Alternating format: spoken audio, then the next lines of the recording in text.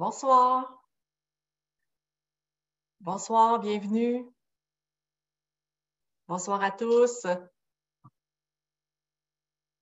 Alors, pour les familiers de la formule, je vais laisser quelques secondes, le temps que les gens puissent se brancher et ne rien manquer. Alors, on est rendu à une centaine de personnes tranquillement qui arrivent. Alors, bonsoir à tous. Bienvenue.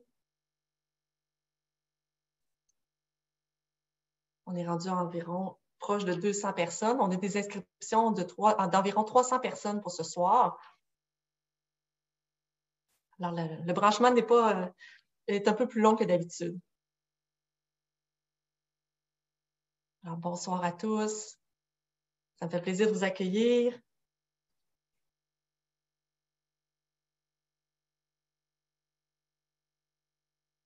Alors, on est rendu presque à 200. À 200, je vais partir parce que... Alors, ça commence à se stabiliser proche de 200. Alors, bonsoir et bienvenue à cette séance d'information sur les chantiers majeurs dans les quartiers du Vieux-Limoilou et de Mézeray. Alors, mon nom est Anne Pelletier, je suis conseillère en consultation publique à la Ville de Québec et ça me fait plaisir d'animer cette soirée d'information.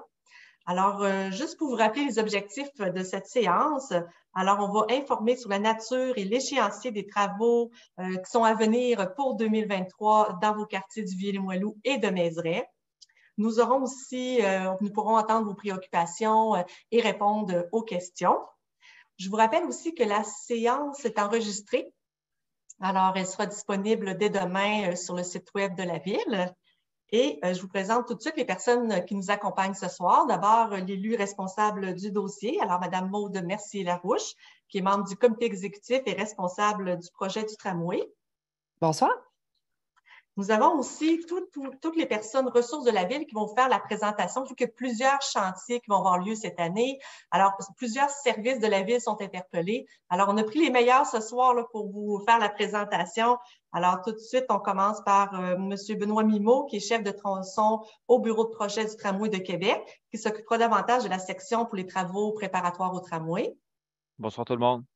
Il est accompagné de sa collègue Annie Dufour, qui est chef d'équipe aux communications au bureau de projet également. Elle s'occupera davantage pour la section des communications et des relations avec la communauté. Bonjour. Elle est accompagnée de M. Pascal Laliberté, qui est conseiller en planification du transport. Alors, M. Laliberté, c'est davantage pour le sujet qui va toucher le réaménagement de la 8e rue et de la 8e avenue. Bonsoir. Nous avons également M. Marc Desrivières, qui est directeur du service du transport et de la mobilité intelligente. Et également Mme Martine Turgeon, qui est conseillère à la planification des services du réseau de transport de la capitale, en toutes les questions au niveau du transport du RTC. Bonsoir. Alors, il y a d'autres personnes que vous ne voyez pas présentement. On est en mode webinaire. Alors, il y a au moins une dizaine de personnes ressources de la Ville, du RTC qui sont présents pour appuyer leurs collègues ou pour répondre à toutes vos questions concernant les chantiers de 2023. Et pour vous rejoindre, d'ailleurs, nous avons envoyé 17 000 invitations porte à porte dans votre secteur, dans vos quartiers, ainsi qu'on a fait aussi beaucoup de publicité sur la page web du site web de la Ville. Au niveau du déroulement, c'est assez simple pour les habitués et pour les nouveaux. Alors, la première partie concerne la présentation des différents chantiers 2023 et par la suite, on aura une période de questions où on tentera de répondre au maximum de questions que vous nous poserez. Alors, la durée de la présentation est environ 40-45 minutes et par la suite, on aura la période de questions qui dure environ 1 heure. Alors, sans plus tarder, avant de vous parler des fonctionnalités Zoom, je vais laisser Mme Maude Mercier-Larouche faire le mot de bienvenue. Merci beaucoup, Anne. Bonsoir à tous. Je suis contente de voir la réponse ce soir. On est plus de 200, donc c'est intéressant. On voit que vous avez un intérêt pour savoir ce qui arrive dans vos quartiers et je vous comprends tout à fait. Parce que l'objectif de ce soir, Anne l'a bien mentionné d'entrée de jeu, c'est de venir à votre rencontre pour vous parler, dans le fond, de ce qui s'en vient chez vous, notamment en lien avec les travaux, la nature des travaux. On a le goût de savoir ce que c'est quand ça s'en vient chez nous et l'échéancier aussi, quand ça va arriver. Parce que l'objectif aussi, c'est de vous donner de la prévisibilité. vous savez, à la Ville de Québec, on se met toujours à votre place, à savoir quand on arrive avec des travaux, on veut faire en sorte que nos citoyens aient de la prévisibilité pour savoir, pour éviter qu'ils se lèvent un matin, qu'ils retrouvent une entrave dans leur rue ou bien dans leur secteur pour pas se rendre à porter l'enfant à la garderie, à l'école ou tout ça pour pouvoir se rendre au travail ou emprunter un corridor cyclable, etc. Donc, c'est vraiment l'optique, c'est l'optique qu'on poursuit ce soir. En fait, c'est notre volonté de venir à votre rencontre pour évacuer, en fait, toutes les préoccupations que vous avez. Et c'est pour ça, d'ailleurs, qu'on vient en grand groupe. Vous l'avez vu, quand on se déploie de cette façon-là, ça fait quelques moments qu'on est rodé. Là, on en a fait quelques-unes, des consultations, des séances d'information similaires. Donc, on réussit à répondre à bon nombre de questions dans la soirée. On a une belle formule qui fonctionne bien. Maintenant, ça peut arriver des fois qu'on n'ait pas toutes les réponses à vos interrogations, que les équipes vous proposent de vous revenir par la suite, mais sachez qu'on s'efforce toujours, si on n'a pas une réponse, de revenir vers vous. On prend vos coordonnées. Ou si à la fin de la soirée, on n'arrive pas à répondre à toutes les questions, ça arrive. On a eu des consultations qu'on était plusieurs. On est quand même un bon groupe ce soir, 212 même. Là, je vois qu'il y en a d'autres qui s'est ajouté dans la dernière minute. Donc, on prend soin de revenir vers vous. L'objectif, c'est vraiment de s'engager devant vous ce soir à vous donner toutes les réponses à vos questions dans la plus grande transparence possible. Je vous rappelle, je le sais que des fois, il y a des sensibilités aussi à l'égard du projet du tramway. Ce soir, on est vraiment là pour parler des travaux qui s'en viennent chez vous et non pas du projet en soi ou de l'enveloppe du projet du tramway. Je sais que c'est sur certaines lèvres depuis quelques jours déjà. On a eu un plénier à la ville, mais ce soir, les équipes sont là et je veux qu'on les utilise à profit, en fait, pour répondre à vos questions sur les chantiers et non pas sur le projet en soi. Alors, je vous souhaite une bonne soirée. Vous l'avez entendu de la part d'Anne. On commence par une présentation et ensuite, c'est la table est pour vous. C'est l'occasion de poser toutes vos questions puis d'éliminer les zones grises. Donc, je vous souhaite une bonne soirée et j'en profite également pour souligner la présence de Jackie Smith, qui est votre élu du secteur de Limoilou, qui est avec nous ce soir. Donc, bonsoir, Jackie. Voilà. Alors, Anne, je vous recède la parole. Bonne soirée à tous. Merci, Madame Mercier-Larouche. Alors, concernant juste un peu le fonctionnement pour Zoom, alors si vous faites bouger votre curseur dans le bas de l'écran, vous devriez voir l'outil Q et R. Alors, c'est vraiment l'outil qui va nous permettre de communiquer avec vous, là, principalement. Vous pouvez poser vos questions par cet outil. Peut-être attendre à la fin, là. Il y a beaucoup de questions que vous allez voir sont répondues durant la présentation. Alors, je vous invite à le faire. Pour ceux et celles qui sont moins à l'aise avec l'outil QR, vous préférez aussi utiliser la main levée. Alors, toujours en déplaçant votre curseur dans le bas de l'écran, il y a l'outil « Lever la main » et à ce moment-là, on vous accordera le droit de parole là, en ouvrant votre micro pour que vous puissiez poser votre question oralement. Alors, mon collègue Daniel Leclerc, qui est aussi conseiller en consultation publique, va me soutenir pour l'animation, la gestion des questions. Mais avant, M. Mimo va commencer la partie de la présentation qui concerne les travaux préparatoires au tramway. Merci beaucoup, Anne. Bonsoir tout le monde. Merci d'être présent en si grand nombre. Il me fait plaisir de venir vous présenter l'ensemble des travaux qui vont se réaliser dans le quartier du Vieux-Limoilou et Mézeray en 2023. Pas uniquement les travaux qui seront faits dans le cadre des travaux préparatoires du tramway, mais des travaux qui seront faits aussi sur différents chantiers que la Ville de Québec a dans le quartier du Vieux-Limoilou et Mézeray. Donc, si on regarde le contenu de la présentation ce soir, on va faire une mise en contexte sur les travaux 2023.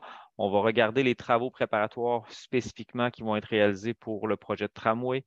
On aura une partie de la présentation qui sera consacrée au réaménagement qui sera fait de la 8e rue, aussi du réaménagement de la 8e avenue au niveau des projets de pistes cyclables. On va parler des mesures d'atténuation pendant cette période de chantier. On aura un point sur les communications et les relations avec la communauté. Et à la fin, là, on aura une longue période de questions pour essayer de répondre à l'ensemble de vos questions. Donc, si on continue au niveau de la mise en contexte, donc dans les quartiers du Vieux-Limoilou et Mézeray en 2023, on a séparé les travaux en 2 blocs. Un des premiers blocs, c'est vraiment les travaux préparatoires pour le tramway. Majoritairement, les travaux qui seront faits, ce sont des travaux de réfection des réseaux techniques urbains. Donc, ce qu'on appelle les RTU, toutes les conduites souterraines pour Hydro-Québec, Bell, Vidéotron, toutes les entreprises qui donnent des services en télécommunication ou en énergie. Donc, ces travaux-là vont être faits pour la partie du tramway. Et il y aura aussi un chantier qui sera fait au niveau d'une conduite d'aqueduc qui est à déplacer sur la 4e avenue. C'est une conduite qui doit être déplacée sur le boulevard des Capucins. Donc, c'est toujours là, dans le but là, de préparer l'arrivée pour le partenaire privé qui sera responsable de construire les infrastructures du tramway. La deuxième section, c'est vraiment beaucoup plus des travaux qui sont faits dans le cadre de chantiers ville. On a notamment là, des chantiers pour bonifier le réseau cyclable. On a aussi des chantiers au niveau de la construction d'une conduite de vapeur qui va se faire là, dans le quartier Mézeray, là, près de Henri Bourassa. Et on a aussi la réfection de différentes infrastructures municipales qui sont faites à même le chantier. Donc, au niveau des travaux préparatoires du tramway, on fait un petit retour uniquement sur l'insertion du tramway sur son 19,3 km. Donc, c'est vraiment l'insertion du réseau qui est la colonne vertébrale du transport en commun, où on vient traverser pas plus, mais 13 quartiers. On vient traverser 13 quartiers au complet. Et on retrouve 29 stations, donc dont 5 pôles d'échange là, sur le tracé du 19,3 km. Il y a une moyenne là, d'environ 690 mètres entre chaque station. Donc, si on vient dans la partie S du tramway, donc l'insertion dans le Vieux-Limoilou et Mézeray, une insertion là, qui s'est faite avec différents objectifs. Il y avait vraiment la notion d'insérer le tramway de façon harmonieuse dans les quartiers traversés. Il y avait toujours d'assurer l'accessibilité de tous les usagers. Donc, on sait qu'il y a différents usagers de la route, trottoirs, des pistes cyclables, des réseaux de transport en commun actuellement en place. Donc, il y avait tous ces éléments-là regardés pour assurer l'accessibilité de tous les usagers pour accéder au quartier, assurer une bonne intermodalité, donc tout ce qui est la connexion avec les réseaux routiers, mais aussi la connexion avec le tramway, avec le réseau autobus existant et aussi par les réseaux cyclables qui sont existants et qui seront projetés là, dans les quartiers. On a toujours aussi la volonté là, de bonifier la canopée tout au long là, du chantier qui débute dans vos quartiers là, à partir de 2023. Donc, au niveau de l'insertion, on a vraiment deux types d'insertion qui sont considérés dans le Vieux-Limoilou et Mézeray. On a une insertion qu'on considère dans un milieu urbain qui est plus dense et plus contraint, avec différents objectifs qui est d'assurer la qualité de vie du milieu, accompagner la hausse significative de la pratique et de la marche et du vélo et de respecter l'identité du quartier. Donc, c'était vraiment ce qui était regardé plus précisément dans les sections en jaune. Et les sections en bleu, on considère que c'est un milieu qui est plus urbain et en consolidation. Donc, il y a vraiment la notion de venir soutenir la planification urbaine et l'accessibilité des secteurs. Donc, on a participé dans les visions de toute l'élaboration de la vision du quartier de la Canardière. Donc, c'est important pour nous de venir insérer le tramway à même ces visions, assurer la connectivité et la fonctionnalité du réseau routier, donc tous les axes, là, Henri Bourassa, 18e rue, très important d'assurer cette connectivité et que son bon fonctionnement et aussi là, de sécuriser les modes de transport actifs qu'on y retrouve. Donc, si on fait juste un petit survol de l'insertion avec quelques images, lorsqu'on part de la partie la plus à l'ouest de l'insertion dans le Vieux-Limoilou, on se retrouve là, ici, au niveau de la station de la 3e avenue qui va se retrouver à l'intersection de la 4e rue et de la 3e avenue. Donc, pour le secteur, il y a vraiment la notion là, de venir, qu'il y a un bon potentiel de requalification urbaine. Donc, l'insertion du tramway permet de revoir là, toute cette axe important là, qui est un peu la porte d'entrée là, du Vieux-Limoilou à partir du pont de Rouen. Donc, par l'insertion du tramway, on fait des acquisitions de terrain, puis ces acquisitions de terrain-là vont permettre là, de venir revoir puis de requalifier tout le secteur, là, entre la 3e avenue et la 1re avenue. Donc, il y a toute la notion de nouvel espace public, comme on peut le voir sur l'image, bonification d'unification des deux points de convergence, le 4e rue, 3e avenue, et aussi d'avoir un lien important entre le parc linéaire de la rivière Saint-Charles et le Vieux-Limoilou. Donc, si on se déplace un peu plus vers l'est, donc on se retrouve ici à la station du Cégep de Limoilou. Donc, à la station du Cégep de Limoilou, sur cette image-là, on se retrouve à vol d'oiseau au-dessus du viaduc de la Canardière. Donc, on peut voir à gauche de l'image la voie de circulation auto de Capucin. Et on voit au centre de la chaussée de Canardière l'insertion du tramway avec les deux stations qui vont venir desservir le quartier et les institutions, dont le Cégep, qu'on y retrouve là, avec une station de part et d'autre. Donc, c'est vraiment un endroit important de lieu de correspondance pour le transport en commun. Il y aura des connexions possibles entre le service d'autobus du RTC et la ligne tramway. Donc, c'est un espace public en lien avec le cégep et la station et aussi les aires de restauration qui sont à proximité. Il y a une identité et un rythme en lien avec les places. Donc, on retrouve là, au niveau de la 3e avenue, la place Limouloise, sur la 4e avenue, la place Sylvain-Lelièvre. Et là, maintenant, on va retrouver, là, par l'insertion du tramway dans le secteur à l'intersection de Capucin et Canardière, une autre place publique là, en lien là, avec l'axe du tramway. Donc, on parle de l'implantation d'une zone de connexion intermodale vélo, tramway, bus, qui est vraiment la zone où on retrouve les parcours métrobus actuels, un abri d'autobus, mais qui servira aussi d'abri à vélo, où les gens pourront déposer leur vélo pour utiliser le transport en commun. Si on se dirige encore un peu plus vers l'ouest, vers l'est, donc on retrouve le viaduc de Canardière qui va devoir être fait pour l'insertion du tramway.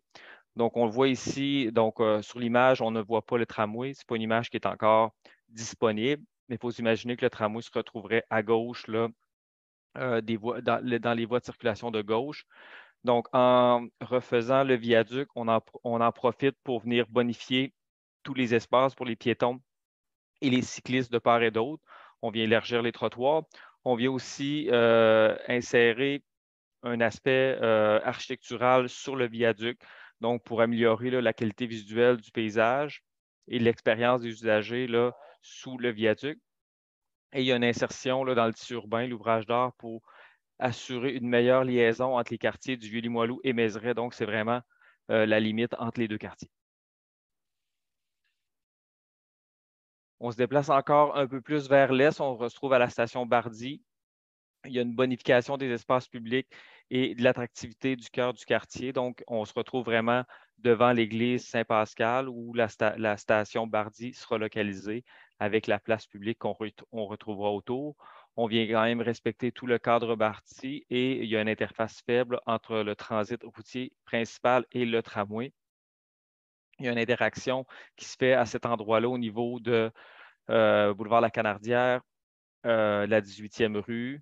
Et là, maintenant, l'insertion du tramway. Donc, ça a été présenté dans nos rencontres qu'on a tenues en juin dernier dans l'insertion plus précise, mais comment la circulation va se redistribuer à cette intersection.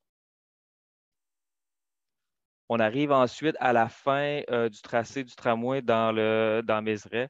Donc, on a traversé le Vieux-Limoilou, on est dans Mézeray, on arrive au pôle d'échange d'Estimauville où on retrouve là, vraiment la station du tramway, la station de fin du tramway ou de début.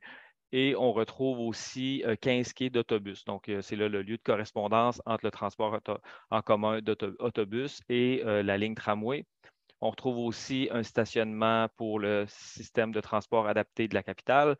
Donc, les gens qui voudraient venir faire une correspondance avec le tramway. On va retrouver aussi des vélostations. Donc, il y aura au moins 45 places qui seront sécurisées pour les vélos. On retrouvera aussi d'autres supports à vélo, environ 75 places. Il y a une place publique qui est intégrée au pôle d'échange et aussi on retrouve là, un potentiel de développement immobilier à la fin du projet là, quand le terrain sera entièrement complété par l'insertion du pôle d'échange. Il restera quand même un potentiel de terrain pour un futur développement immobilier. Donc, au niveau des travaux préparatoires, les objectifs visés par ces travaux préparatoires sont vraiment de maintenir des services municipaux. Donc, on veut réduire les impacts sur les citoyens, on veut préparer le terrain, on veut s'assurer que lorsque le chantier du tramway débutera, il y ait le moins possible d'interruptions sur les réseaux municipaux. Donc, on essaie de bien contrôler tous les travaux au niveau de l'aqueduc, au niveau des égouts. Donc, on a beaucoup de choses qui viennent bonifier les réseaux. On vient bonifier la canopée. On en profite avant le chantier du partenaire privé pour déjà compenser, par exemple, pour des arbres qui seraient abattus. Donc, on vient déjà bonifier la canopée par les plantations. Là, on pourra vous montrer dans la présentation qu'est-ce qui est fait, qu'est-ce qui va être fait pour bonifier la canopée. On vient faciliter les déplacements. Donc, on vient prévoir déjà les voies de détour en chantier pour s'assurer que lorsque la construction débutera, les voies de détour, eux, ne soient pas en travaux pour permettre d'avoir service automobile, les autobus, les piétons et les vélos puissent continuer à circuler. Et on veut aussi contrôler les chantiers de réalisation, là, minimiser les risques pour le partenaire privé. Lorsqu'il arrivera sur le chantier, il y aura déjà des interventions stratégiques qui auront été faites pour permettre d'accélérer son échéancier. Au niveau des types d'interventions qu'on peut faire, on peut en faire sur les réseaux souterrains, les réseaux techniques urbains, comme j'ai parlé, réseaux d'aqueduc, mesures d'atténuation pour la circulation, réaménagement de certaines rues, installer le gestionnaire artériel sur différents feux de circulation peuvent être des mesures d'atténuation, pavage de voies de contournement. On peut réaliser aussi des ouvrages d'art, par exemple, comme on va le faire, le pont d'étagement du CN au niveau de la Canardière. On peut faire aussi, par exemple, des inventaires archéologiques, des fouilles archéologiques là, qui permettent de venir sécuriser des endroits sur le terrain. Donc, on vient déjà voir s'il y aurait des potentiels archéologiques pour éviter, par exemple, que le chantier soit arrêté plus tard par une découverte. On peut faire des forages géotechniques, de la décontamination, on peut déplacer les œuvres d'art ou même les protéger. Au niveau de la foresterie urbaine, on peut faire déjà des transplantations, faire des nouvelles plantations ou protéger des arbres qui sont existants lors du chantier. Si on regarde la carte qui est ici, la carte vient vous montrer ici de 1 jusqu'à 8 l'ensemble des travaux préparatoires qu'on aura à faire en 2023 dans le quartier du Vieux-Limoilou et dans Mézeray. Le point 1 est vraiment le chantier de Capucin et 4e Avenue qui va se faire au niveau au sud de Limoilou, donc du Vieux-Limoilou, donc qui va vraiment débuter là, au mois de juillet pour venir se continuer tout au long de l'année jusqu'à la fin de l'année, jusqu'en décembre. On a tout de les points 2 à 5. Ce sont des travaux de réseau technique urbain. Le premier chantier débutera dans le secteur de l'intersection Capucin et Canardière, dans le secteur du cégep de Limoilou. Donc, débuterait en juin. Et d'autres travaux qu'on a, travaux RTU au niveau de la 3e, 5e rue, d'autres au niveau de la 18e rue et Henri Bourassa, et d'autres travaux plus dans la partie Est au niveau de Bruno et Niverville. Donc, qui vont s'échelonner dans le temps là, à partir là, mois d'août, septembre, et qui vont continuer là, jusqu'à la fin de l'année 2023. On a aussi un inventaire archéologique à réaliser qui sera fait au mois de juin. C'est un inventaire archéologique qui ne sera pas fait. Je sais que vous en avez eu des inventaires archéologiques qui ont été faits dans le Vieux-Limoilou au niveau de la 4e rue. L'inventaire qui reste à faire est sur un terrain privé, donc n'aura pas d'impact direct sur la circulation. On a aussi une relocalisation d'un bâtiment du CN. Donc, c'est un bâtiment du Canadien national qui est situé à proximité du viaduc, qui doit être relocalisé à proximité du parc Conway, étant donné que ce bâtiment-là doit être replacé avant le début des travaux de reconstruction du viaduc. Et on aura aussi le réaménagement du Jardin des Sables, qui est un jardin communautaire qui est affecté par les travaux du chantier de Capucin et de 4e Avenue. Et étant donné qu'on vient jouer sur la fonctionnalité du jardin et comment il y avait été construit à l'époque avec une membrane pour protéger des sols qui étaient contaminés. Donc, il y a une réhabilitation qui doit être faite du jardin et il y aura un réaménagement qui sera fait à la fin du chantier. Au niveau des autres chantiers, donc on le retrouve de la lettre A jusqu'à E. Il y a vraiment toute la réflexion de la 8e rue pour le passage Anderson qui va commencer en juin. On a une piste cyclable sur la 8e avenue. Il y a à la lettre C la construction d'une conduite de vapeur qui se fera au niveau en bordure de la rue Montmorency et du boulevard Montmorency et du boulevard Canardière jusqu'à Henri Bourassa. On a le viaduc de la 18e rue qui débutera en chantier à partir de l'été. Et on a aussi une réfection de la 18e rue pour la partie souterraine qui sera faite qui débutera autour du mois de septembre. Donc, si on regarde dans le cadre du projet du tramway, donc ce qu'on fait au niveau de la foresterie urbaine, donc au niveau des priorités puis des engagements qui ont été faits, donc on a tout le volet de protéger. On a une partie qui est le volet qui est de bonifier, d'assumer et d'engager. Lorsqu'on parle de protéger, donc c'est vraiment toutes les nouvelles pratiques et des exigences strictes qui sont données pour la protection des arbres en chantier pour ne pas venir affecter sa survie. Donc, les arbres sont protégés. Par contre, lorsqu'il y a des abattages qui sont nécessaires, il y a toute la notion de venir bonifier. Il y a une stratégie de végétalisation qui nous permet de compenser pour chaque arbre coupé, de reboiser 20 arbres. Assumer, donc, il y a une prise en charge qui est rigoureuse au niveau des experts de la ville pour s'assurer des arbres qui ont été, par exemple, protégés, qui survivent, ou des nouveaux arbres, s'assurer leur survie dans le temps pour ne pas venir affecter leur croissance. Donc, il y a vraiment une prise en charge rigoureuse de chaque arbre. Et il y a toute la notion d'engager. Il y a certains arbres qui sont plantés sur des propriétés privées que la ville assumera la responsabilité pour son entretien et s'assurer de bonne survie. Lorsqu'on regarde dans le vieux Limoilou, dans la zone d'influence des travaux qui seront faits en travaux préparatoires par le tramway, il y a 185 arbres qui ont été inventoriés. Sur les 185 arbres, on est en mesure d'en protéger 159. On constate qu'un arbre est protégé s'il peut être replanté aussi.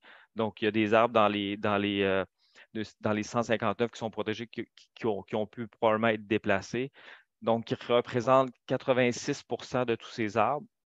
Et il y aura quand même l'abattage de 26 arbres qui seront faits.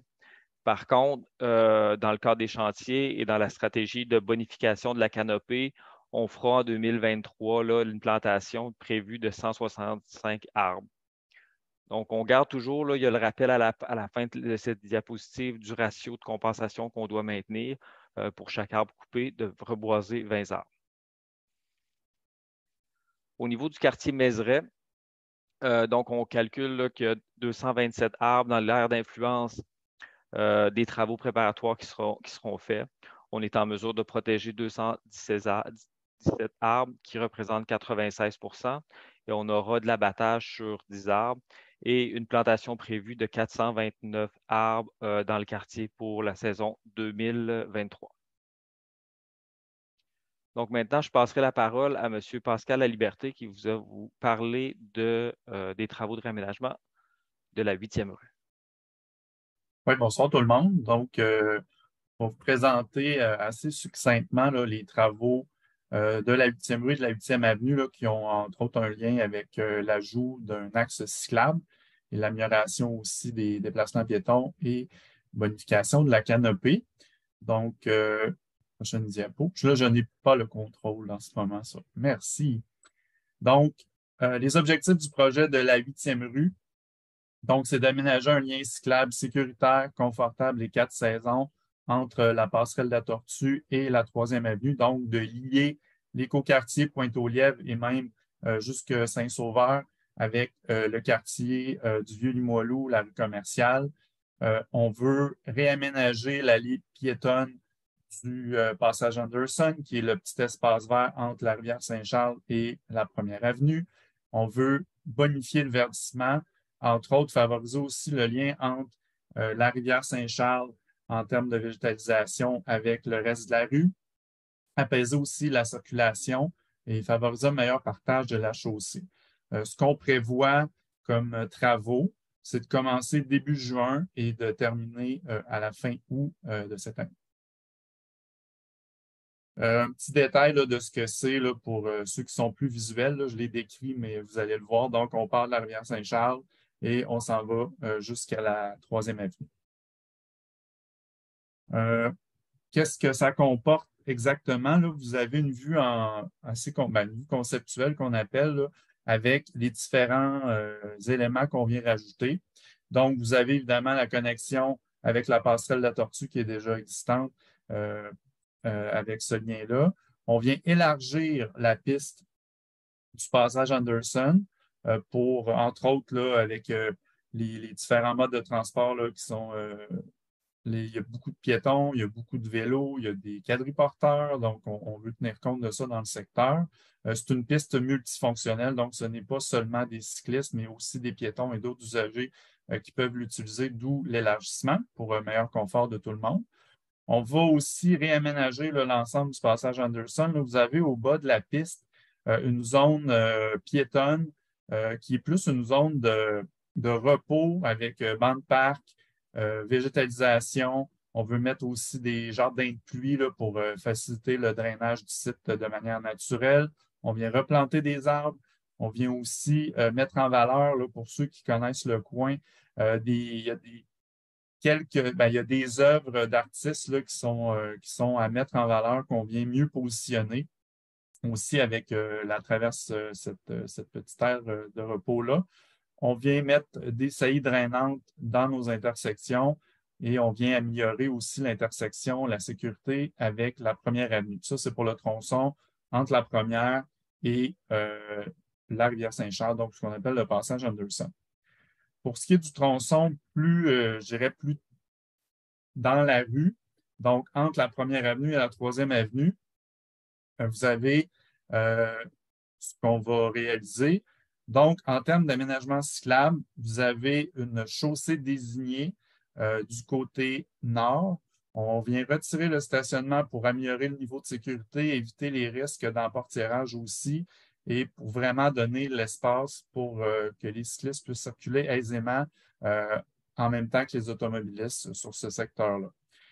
De l'autre côté, vous avez une bande à contresens qui va être au même niveau que que le trottoir, pardon, et qui va permettre aussi un déneigement plus facile.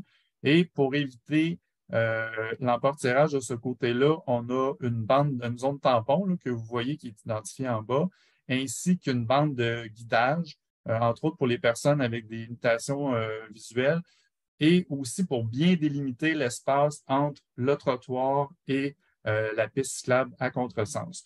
De ce côté-là aussi, on conserve du stationnement, donc ça permet aussi aux résidents de conserver des places.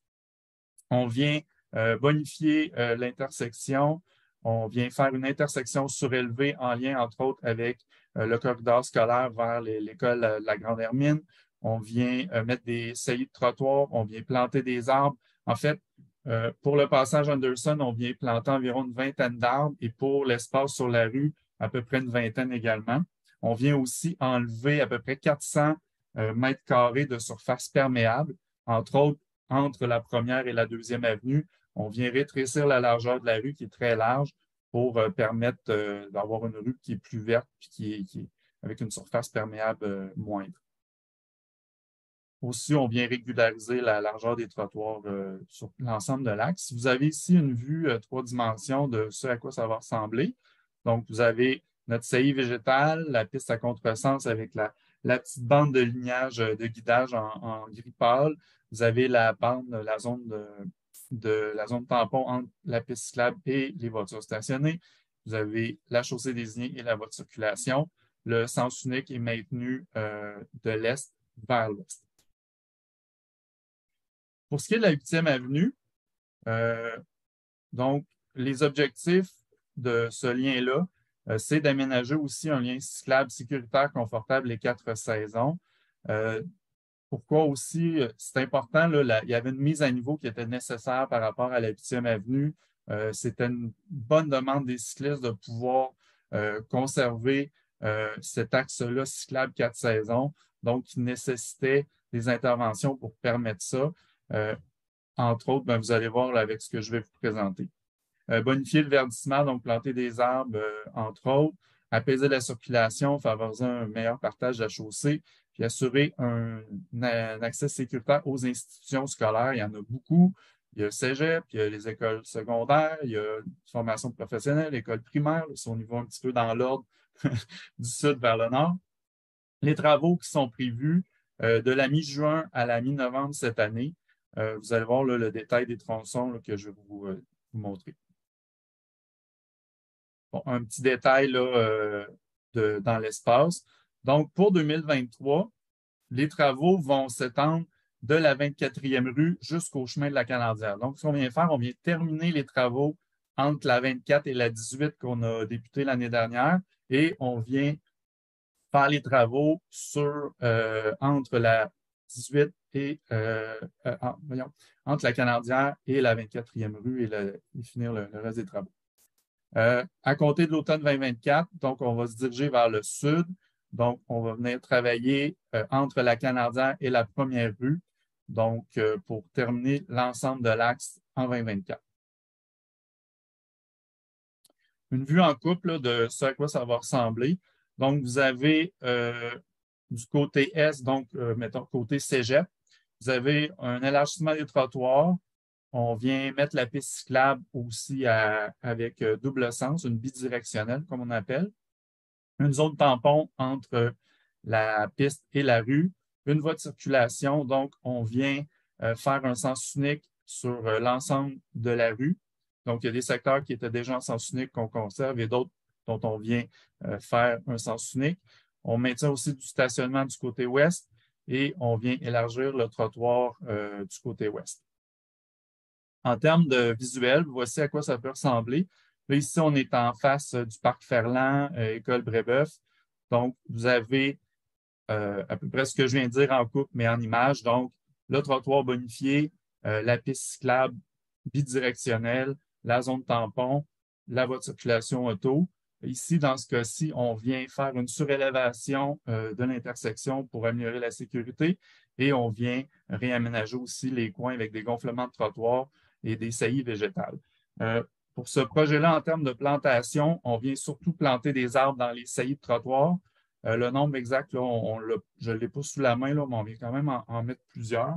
Puis, on permet aussi d'avoir vraiment une rue sécuritaire pour l'ensemble des usagers, que ce soit les piétons, les cyclistes et les automobilistes. Oups, on vient de faire un retour vers le futur, le passé du futur. Voilà, merci. Merci, Pascal. Désolé pour les diapositives qui se sont répétées. Donc, on est au niveau maintenant des mesures d'atténuation pour limiter les perturbations pendant ces différents chantiers. Donc, si on regarde les différentes mesures d'atténuation déployées tout au long du chantier de construction sont adaptées là, à la nature des travaux et des secteurs. Si on regarde les grands volets de ces mesures, donc on parle des mesures d'atténuation qui sont concernant le bruit, au niveau de la circulation, au niveau de l'accès au commerce, au niveau de l'accessibilité universelle là, de tout le monde, donc qui ont à se déplacer sur la rue avec certaines limitations. On va parler aussi du volet communication, comment on va venir rejoindre les gens pour informer de l'avancement des travaux. On a aussi toute la question de gestion des poussières que l'on prend en considération dans les chantiers.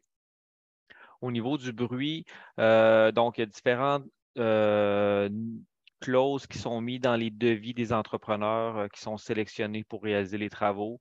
Donc, au niveau du bruit, on parle de l'imposer. Il y a l'imposition d'utiliser des alarmes à large bande sur tous les véhicules lourds. Donc, ce sont une alarme qui produit un son à moins longue portée.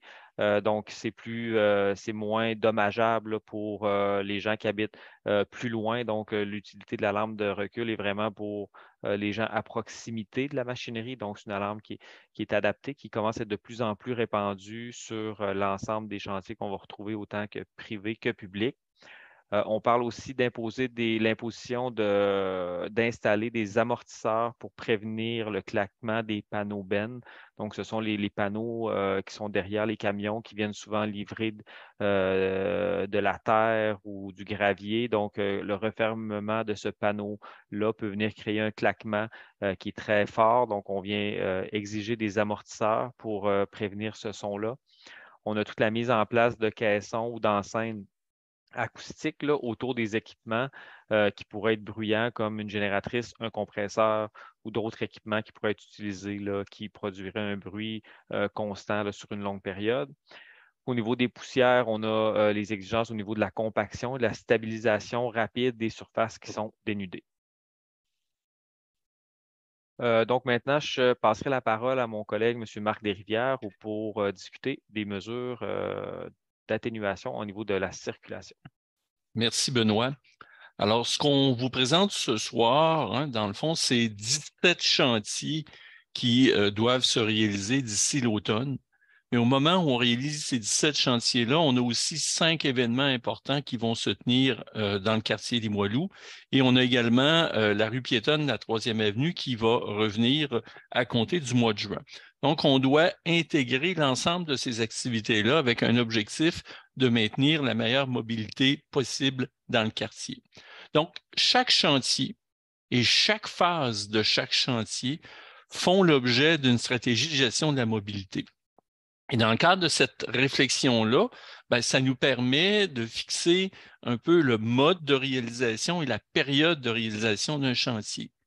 On va réfléchir à la notion de la mobilité entre les quartiers, mais aussi la mobilité dans le quartier. On va intégrer à ça les caractéristiques d'aménagement du quartier. Et dans le cas de Limoilou, on a une particularité, c'est la présence de la voie ferrée qui vient séparer en 2 secteurs Limoilou. Donc, la conséquence de ça, évidemment, c'est que comme chemin de passage de part et d'autre, il y a le chemin de la Canardière, il y a la 18e rue, il y a la 22e rue. Donc, il faut prendre en considération le fait qu'on n'a que 3 axes de traversée. On doit intégrer également dans notre réflexion toutes les composantes de la mobilité. Donc, les véhicules, les piétons, les vélos, le stationnement, le transport en commun, la livraison, mais également le déplacement des véhicules d'urgence. Il y a aussi certains besoins spécifiques qu'on doit intégrer parce que de part et d'autre de la voie ferrée, on a d'un côté l'hôpital Saint-François d'Assise et de l'autre côté, on a l'hôpital de l'Enfant-Jésus. Or, il y a une certaine interdépendance qui existe entre les 2 établissements hospitaliers, et on a toute la dynamique également là, du déplacement des ambulances. Tout ça, une fois qu'on brasse tout ça, nous amène à fixer, je dirais, des conditions et prévoir des mesures d'atténuation sur le site du projet, mais souvent aussi en périphérie du projet. Ça nous amène à mettre en place une structure de coordination avec l'ensemble des partenaires et des donneurs d'ouvrages et de mettre en place une communication, je dirais, en continu à l'intention des résidents, des commerçants, mais également des visiteurs. Page suivante. On a 2 outils particuliers qu'on utilise quand on fait cet exercice-là. D'abord, la Ville a acquis une application informatique qui nous permet d'avoir une vision spatio-temporelle, donc une vision qui est sur le lieu des entraves, mais également dans le temps au cours de l'été. Et ça, c'est très intéressant parce que ça nous permet de faire une meilleure coordination entre les entraves et les partenaires. Ça nous permet aussi de faire un suivi des conditions qui sont imposées aux entrepreneurs et ça facilite le partage de l'information avec les policiers et les agents de stationnement. L'autre élément qui est important, c'est que la Ville s'est dotée d'un cadre réglementaire qui oblige tous les personnes et les entreprises qui veulent occuper la chaussée à se procurer un permis d'occupation de la chaussée. Et par le biais de ce permis-là, la Ville vient définir les conditions d'occupation de la chaussée. Donc, Limoilou ne faisait pas partie du territoire visé par le règlement. Il le fera cette année. Page suivante.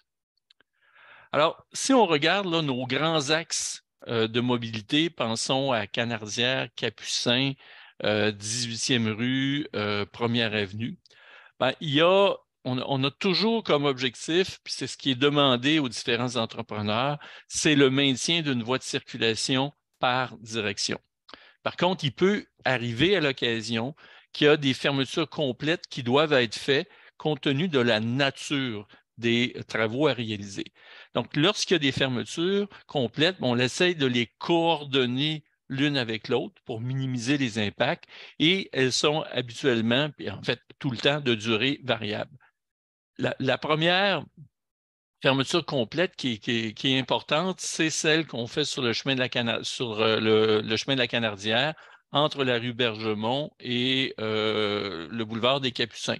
C'est une intervention de réseau technique et urbain, une intervention qui fait qu'on doit traverser du nord au sud la chaussée à 3 reprises là, pour construire des massifs de conduits. Donc, ces travaux-là vont se faire en juillet et en août. Et durant cette période-là, évidemment, le chemin de la Canardière va être fermé.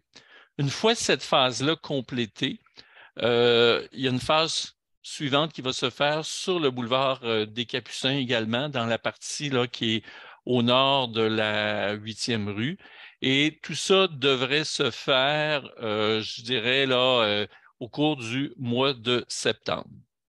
Sur le boulevard des Capucins aussi, plus tard, peut-être à partir du mois de septembre, mais aller peut-être jusqu'à la fin de l'automne, il y a une intervention en matière d'égout qui doit se faire encore une fois, sur le boulevard des Capucins, dans le secteur de la caserne de pompiers. Et cette intervention-là, dans le fond, il y a un lien avec un projet d'égout qui se fait également sur la 4e rue et la 4e avenue. Le projet Capucin se prolongera l'an prochain. On aura l'occasion d'en discuter en temps opportun. 4e intervention importante, on a la première phase du projet d'intervention sur la 18e rue, donc où on va reconstruire les infrastructures souterraines entre Cardinal Villeneuve et la 3e avenue. Et il y a également le Canadien national qui va entreprendre des travaux de démolition et de reconstruction du pont ferroviaire de la 18e rue. Projet qui devrait débuter au cours de l'été et qui va se poursuivre jusqu'en 2025 et qui vont se traduire au cours de l'été par 2 fermetures de 4 jours pour permettre la démolition du pont existant. Évidemment, on le verra tout à l'heure, ces interventions-là vont amener des ajustements au parcours du RTC parce qu'on sait très bien que le Métrobus 802 emprunte la 18e rue alors que le Métrobus 800 emprunte l'axe Canardière-Capucin. Sur les plus petites rues, page suivante, on a toujours l'objectif, puis c'est une spécification très claire, de maintenir la circulation locale. Donc, ça amène des fermetures partielles qui doivent être faites à l'occasion sur de courts tronçons. Ça peut nous amener à mettre en place des sens uniques, à retirer du stationnement, à créer des cul-de-sac. Donc, il y a une panoplie de mesures qu'on met en place.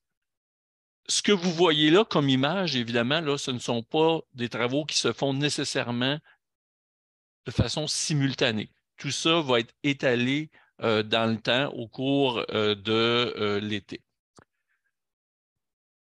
Maintenir la mobilité et la sécurité, c'est l'objectif de base de l'intervention qu'on fait en matière d'entrave. Et pour ce faire, évidemment, on travaille sur le plan de la coordination et du séquençage des différents chantiers. Mais on a aussi une série de mesures, une série d'outils, si on veut, dans notre coffre, que ce soit la présence des signaleurs, la présence des policiers pour des zones problématiques. Mais également, il y a un suivi en temps réel qui se fait par le Centre de gestion de la mobilité intelligente ou à l'aide des caméras, du gestionnaire artériel, des panneaux messages variables, tout l'exercice de coordination qui se fait avec les partenaires, on est en mesure de suivre les chantiers et de procéder aux ajustements nécessaires. Et rappelons-nous que dans les clauses de mobilité qui sont imposées aux différents entrepreneurs, le maintien des corridors piétonniers et le maintien des corridors cyclables où il en existe, ça fait toujours partie des obligations qui sont données aux entrepreneurs. Je vais maintenant passer la parole à Martine Turgeon du RTC qui va vous parler des ajustements que le RTC va effectuer au cours de l'été. Merci beaucoup, M. Desrivières. Donc, du côté du RTC, effectivement, on va voir l'impact des travaux dans le secteur de Limoilou. Le RTC va devoir faire un détour. L'avantage du détour qu'on va faire, c'est qu'on va offrir une fiabilité de service, une stabilité dans le temps. Donc, on peut voir ici sur la carte le détour qu'on va devoir faire en orange. Le détour, par exemple, si on prend le Métrobus, il il va devoir emprunter, c'est la ligne verte au départ, donc le détour qu'on va devoir emprunter en orange. On peut parler de la première rue. Ensuite de ça, on va aller prendre du Fremont-Morency et Henri Bourassa. Donc, à ce moment-là, il va y avoir des arrêts de report en orange qui seront des arrêts accessibles pour les personnes à mobilité réduite. On parle des arrêts 2808 et 2771. L'avantage de ces arrêts-là, sont à une distance de marche d'environ 8 à 9 minutes. Donc, on parle de 650 à 700 mètres. Normalement, la distance interarrêt entre deux arrêts métrobus, c'est d'environ 500 mètres. Donc là, ça devient un petit peu plus long, mais ça va offrir une fiabilité de service, comme je vous l'ai mentionné. Donc, à ce moment-là, ça va toucher, entre autres, le détour en orange, les parcours 54 qui se rend jusqu'au Vieux-Québec, 133, 290, 800, 950 et 954. Le parcours 19 qui, lui, normalement termine ou débute au cégep, va devoir terminer ou débuter son parcours en bleu, qu'on peut voir les arrêts en bleu, 17,04 et 20,98. Donc, à ce moment-là, on parle d'une marche de 3 à 4 minutes pour atteindre le cégep. Voilà. Donc, pour ce qui est de la 18e rue, il va y avoir effectivement un détour également à faire là, pour ce qui est du Métrobus 802, entre autres. Les travaux sur la 18e rue vont toucher les parcours 3A, 4, 36, 802 et 936. On voit les arrêts de report en orange. Malheureusement, les arrêts de report ne pourront pas être disponibles pour les personnes à mobilité réduite. Et la distance de marche qu'on peut voir entre les arrêts sera d'environ 4 à 5 minutes. Donc, on parle de 350 à 400 mètres par rapport aux arrêts réguliers. Donc, voilà, c'est tout pour moi. Merci. Merci, Martine. Nous allons poursuivre et terminer la partie présentation de cette séance d'information par les communications et les relations avec la communauté. Donc, plusieurs actions de communication sont déployées pour vous informer et vous tenir toujours au fait de ce qui se passe sur le terrain. On commence par des séances d'information comme celle que nous vivons ce soir, donc dans l'encadré vert dans votre écran. On parle d'aller à votre rencontre. C'est le cas ce soir, ça a été le cas la semaine dernière aussi avec les commerçants de vos secteurs respectifs. Et on fait également quelques rencontres de proximité avec des parties prenantes là, qui sont très concernées par les travaux, donc pour arrimer le tout avec leurs activités. On déploie également plusieurs façons de faire pour aller vous donner l'information, donc pour que l'information soit à portée de votre main. Cette année, on va déployer de multiples infolettes de secteur. Donc, au cours des années dernières, vous aviez l'occasion de recevoir dans certains secteurs de la ville des infolettes qui venaient faire état des travaux, de l'avancement et tout ça. On a décidé de fusionner ça cette année avec des informations précises là, locales sur le tramway. Donc, vous aurez encore accès à tout ce qui concerne les entraves des chantiers, l'avancement des travaux, les différentes étapes et tout ça. Puis ensuite de ça, on va également en profiter pour vous informer là, sur des particularités locales de vos secteurs respectifs. On va continuer la distribution d'avis porte à porte, là, ce qu'on appelle les avis de travaux.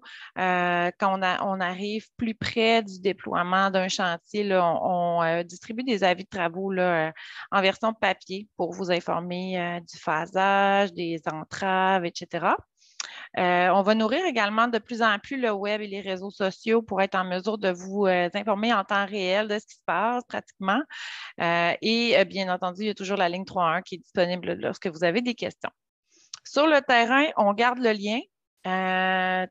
Oui, avec des agents sur le terrain qui sont liés à des bureaux infochantier ou une brigade mobile infochantier. Donc, on va en parler un petit peu plus loin par la suite, là, mais ces gens-là sont joignables par l'entremise de la ligne 3.1, mais de façon spécifique, on peut les voir se déployer un peu partout sur le terrain quand il y a des chantiers majeurs. Sur le site des chantiers, on en profite pour faire de l'affichage, donc indiquer que certains commerces sont ouverts, par exemple, ou vous montrer de quoi ça va avoir l'air une fois que les travaux vont être terminés. On va poursuivre le tout également cette année. Sur la page des grands chantiers de la ville cette année, on a vraiment rassemblé toutes les informations nécessaires, essentielles pour vous tenir informés, pour vous maintenir dans la boucle, pour être le plus proche possible de vous. Donc, ça vous permet de rester ainsi à l'affût des travaux. Les détails, bien entendu, sont disponibles sur cette page. Les divers abonnements aux infolettes et communiqués sont accessibles aussi dans cette page, les entraves à la circulation, etc. Donc, on a voulu vous faciliter la vie en rassemblant l'information sur une même page. On vient maintenant au service à la clientèle. Donc, au quotidien sur un chantier, ce dont je vous parlais un petit peu plus tôt, les agents info chantier prennent rapidement en charge les demandes et les requêtes des citoyens qui déposent des appels ou des courriels au service 311. Donc, on effectue des suivis personnalisés avec les commerçants, les institutions, notamment en ce qui concerne la livraison, l'accès aux débarcadères, la signalisation, etc. On assure également les accès au déménagement. On le sait, hein, l'été, c'est la période des travaux, mais c'est aussi la période des déménagements au Québec. Donc, on essaie de s'assurer que ça se passe le mieux possible. On assure également l'accessibilité, la sécurisation des passages piétonniers. On gère les stationnements dans la rue et hors rue lorsque ceux-ci sont touchés. La collecte des matières résiduelles aussi, on s'assure que ça se passe bien. Puis, on distribue divers avis pour vous informer des travaux en tant que tels, des coupures d'eau lorsque ça arrive, malheureusement, des modifications à la circulation, etc. Et bien sûr, on prend en charge les plaintes et les signalements. Ce sera tout pour moi. On est maintenant rendu à la période de questions. Donc, Anne, je te recède la parole. Merci. Alors, merci aux présentateurs pour tous ces sujets. Alors, on est rendu à la période de questions sur les multiples travaux qui vont avoir lieu cette année. Alors, je vous rappelle un peu là, pour ceux qui se sont joints à nous, si vous souhaitez poser une question, là, on est en mode webinaire, il y a deux façons de le faire. Si vous déplacez votre curseur en bas de votre écran, vous devriez voir l'outil Q&R. Alors, vous pouvez écrire votre question et je pourrai les lire, moi ou Daniel, on pourra les lire en direct. À partir du moment où on coche votre question, alors elle devient publique. Alors, les autres personnes peuvent la voir. Si ce n'est pas possible pour vous, alors vous pouvez aussi lever la main. Alors, une autre option là, qui se propose à vous. Alors, c'est sûr qu'on a plusieurs questions écrites avant de passer aux mains parce que les gens ont commencé déjà à écrire leurs questions, mais j'ai quand même pris en note là, les 3 personnes qui ont levé la main. Nous avons aussi une personne par téléphone ce soir. Alors, pas de souci, si vous voulez vous aussi participer et poser une question, alors on vous invite à faire l'étoile 6 pour rétablir votre son ou couper votre son. Et si vous voulez nous faire signe que vous voulez poser une question, alors faites l'étoile 9. Alors, pour lever la main, l'étoile 9. Et pour activer votre son, ça sera étoile 6. Sinon, alors, nous avons, si on a le temps, nous serons en mesure de répondre aux questions qui touchent davantage le lien avec l'insertion du tramway. Mais on va peut-être prioriser un peu plus les chantiers, là, vélo et tout ça. Là, on a plusieurs questions qu'on aimerait passer avant. Pour les questions particulières qui concernent votre propriété ou votre devant de chez vous, on va peut-être plus communiquer avec vous en privé pour voir quelle est votre problématique. Alors, sinon, vous pouvez faire le 311 si après la séance, vous avez d'autres questions. Et je vous annonce qu'au mois de juin, il y aura une séance qui s'intitule « Le tramway près de chez vous ». Alors, une formule très gagnante où on vous donne beaucoup d'informations pour comprendre l'insertion du tramway dans les quartiers. Alors, ce sera l'occasion aussi là, de vous informer de l'impact de l'insertion du tramway dans le quartier du Vieux-Limoilou et de Mézeray. Alors, j'arrêterai peut-être le partage de M. Mimo. Voilà, alors on peut voir tous les visages. Alors, je vais commencer tout de suite par quelques questions et ensuite, je passerai la parole à mon collègue. Alors, concernant vélo et mobilité active, dans cette thématique-là, on a M. Préfontaine qui demande en quoi consiste une intersection surélevée comme celle de la 8e avenue. Est-ce un léger dénivelé dans l'asphalte afin de stimuler la vigilance des automobilistes? C'est en plein ça. En fait, c'est qu'on vient remonter la rue au même niveau que les trottoirs. Un bon exemple à Québec, c'est l'intersection Raoul-Jobin près de la fabrique du Smoke Meat, là, pour ceux qui connaissent Saint-Sauveur. c'est un des bons exemples. Fait, il y a une autre question aussi en lien avec ça plus loin, les fameux triangles. C'est de la signalisation qui vient avec ce type d'intervention-là. On met des espèces de ce qu'on appelle, nous autres, des dents de requin, là, ou l'animal avec des dents un peu pointues que vous préférez, pour vraiment montrer que l'intersection, il y a une surélévation, ça réduit la vitesse des véhicules et en même temps, ça permet aux piétons d'être au même niveau que le trottoir, donc de ne pas avoir à descendre et à remonter l'intersection. Merci Pascal. Restez en ligne car on a une autre question de Mme Céline qui demande pourquoi une question sur la 8e rue, alors pour la piste cyclable. Alors, pourquoi sur la 8e rue pour la piste cyclable, dans un sens, les cyclistes seront dans la rue? Elle trouve cela moins sécuritaire, alors que dans l'autre sens, les cyclistes seront au même niveau que le trottoir, ce qui lui semble beaucoup mieux. Bien, il faut voir ce qui a conditionné le choix de cet aménagement cyclable-là. Entre autres, le débit de circulation. On est dans une rue résidentielle où le volume de voitures est quand même assez faible. Donc, avec l'espace qu'on avait et les enjeux, entre autres, de déneigement, on devait faire ce qu'on appelle une chaussée désignée, donc avec des mesures qui vont diminuer la vitesse des voitures et le nombre de voitures sur la 8e rue, en plus de ce qu'on fait comme rétrécissement de la largeur de la rue, ça va permettre de ralentir davantage les véhicules. Donc, aussi du côté nord, on vient retirer le stationnement pour permettre cette chaussée désignée-là, donc pour donner vraiment l'espace nécessaire aux cyclistes pour rouler en toute sécurité avec, encore une fois, des débits de circulation qui sont vraiment de type rue résidentielle où on peut rouler aisément là, en vélo dans les secteurs, par exemple, de banlieue. Là. Puis toujours, et si on se déplace un peu sur la 8e avenue, là, j'ai Mme Turgeon qui demande est-ce que la piste cyclable de la 8e avenue entre la Canardière et la première rue sera bidirectionnelle comme celle qu'on va retrouver sur le tronçon Canardière 18e rue? Bien, sur ce tronçon-là, on va être un peu comme ce que je viens d'expliquer pour la 8e rue. C'est-à-dire que du côté en direction sud, on va être en chaussée désignée et en direction nord, on va être en piste cyclable au même niveau que le trottoir avec évidemment un marquage pour bien délimiter la piste et le trottoir. C'est la même chose avec des mesures d'atténuation de la circulation, des gonflements de trottoirs, etc. Ça va permettre de diminuer la vitesse et le nombre de véhicules qui vont circuler sur la 8e avenue, donc de permettre une circulation des cyclistes en direction sud, dans la rue, mais avec évidemment une signalisation puis un marquage là, approprié aussi. Là. Donc, et Mme Turgeon va communiquer avec vous là, concernant votre question là, pour vous envoyer les informations nécessaires de ce qui a été présenté à la soirée d'information sur ce tronçon-là du projet. Là. On a vos coordonnées. Merci. Encore 2 questions sur la mobilité avant de passer à une autre thématique.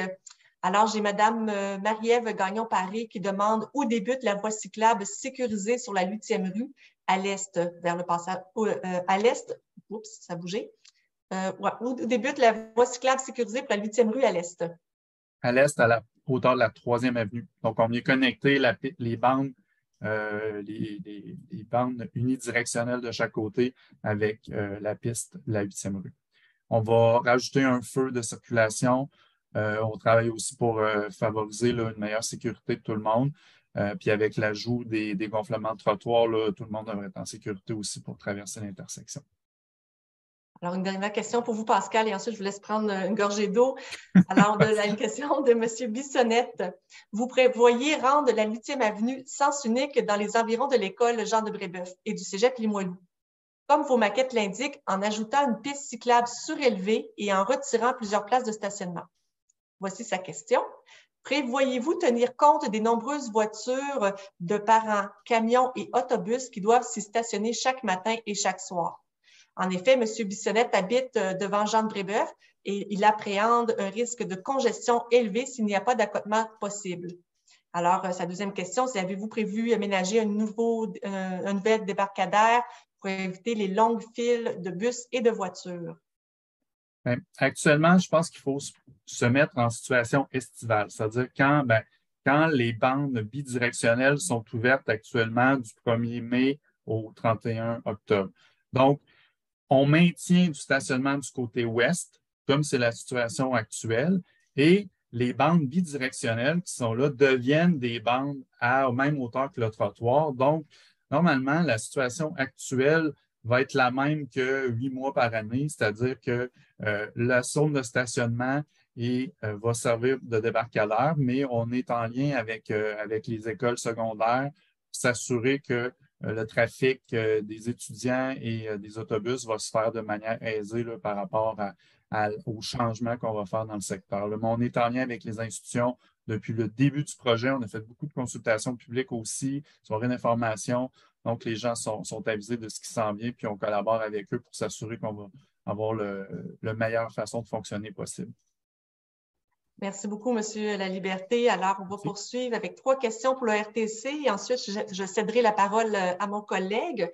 Alors, les 3 questions RTC. D'abord, on a la question de Madame Maude Laflamme-Lessard. Alors, je ne sais pas si j'ai loupé l'information, mais durant quelle période, donc de quand à quand, le Métrobus 800 sera-t-il dévié vers Henri Bourassa à cause des travaux sur Canardière près du cégep Limoilou? Alors, si on pouvait répéter la période, ça serait parfait. Donc, à ce moment-là, nous, on va y aller avec la période des travaux. Donc, on va suivre les travaux, tout dépendant à quel moment les travaux débutent. C'est à ce moment-là qu'on va devoir donner les dates de déplacement. Mais sinon, sur nos outils numériques, on va avoir l'information disponible également. Parfait, merci. Madame Turgeon, on poursuit avec 2 autres questions. D'abord, celle de Monsieur Tremblay qui demande comment le RTC va compenser le fait qu'il n'y aura plus d'arrêt accessible aux personnes à mobilité réduite dans le tracé temporaire de la 18e rue, sachant que le STAC n'arrive déjà pas à répondre à tous les besoins existants. Donc, en fait, on a regardé là, pour le détour de la 18e rue sur la 22e rue. Malheureusement, il n'y a pas de trottoir qui est disponible là, pour déployer la rampe d'accès.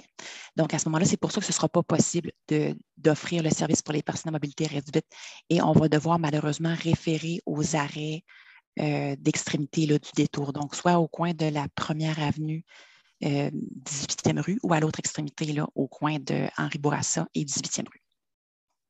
Parfait. Une dernière question avant de passer la réponse à mon collègue et parler justement des arbres. Alors, une question qui nous provient de Mme Laliberté. Elle voudrait savoir, les parcours 800 et 54 semblent bien loin des gens qui demeurent dans la partie au sud de Canardière. Devoir marcher jusqu'à presque la 24e rue est vraiment loin pour les personnes à mobilité réduite. Que prévoyez-vous pour tous les gens à mobilité réduite qui ne seront pas desservis par les déplacements du tracé 800? Les laissez-vous à eux-mêmes ou vous défrayez les frais de taxi?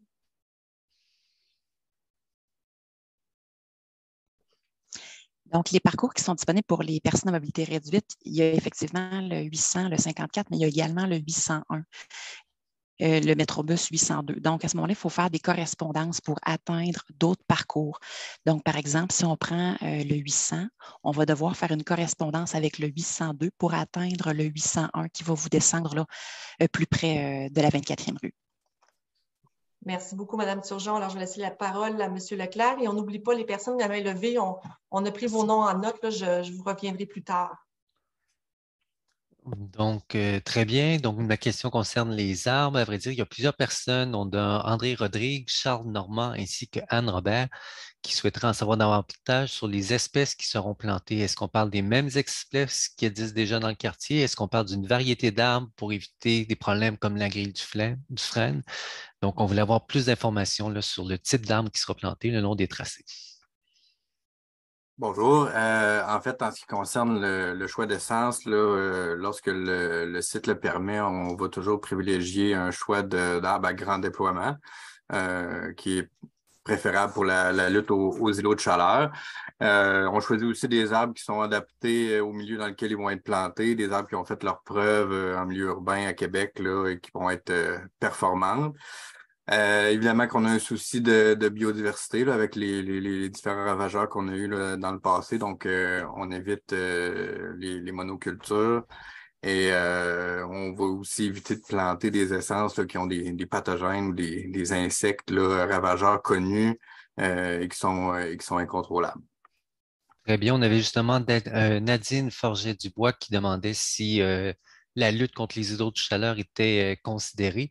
Je tiens elle souligne entre autres le secteur de la rue des Sables et de la 4e rue qui aurait énormément besoin de verdure depuis des années. Donc, si ça peut être noté, donc il y avait ce secteur-là qui était ciblé par une citoyenne. On a également Christian Etier qui demande, bonjour, y aurait-il un plan de revitalisation des arbres abattus, par exemple, dons à des artistes, des ébénistes ou d'utilisation comme bois de chauffage. Alors, lorsqu'il y a des abattages d'arbres, comment est-ce que le bois, la matière est utilisée?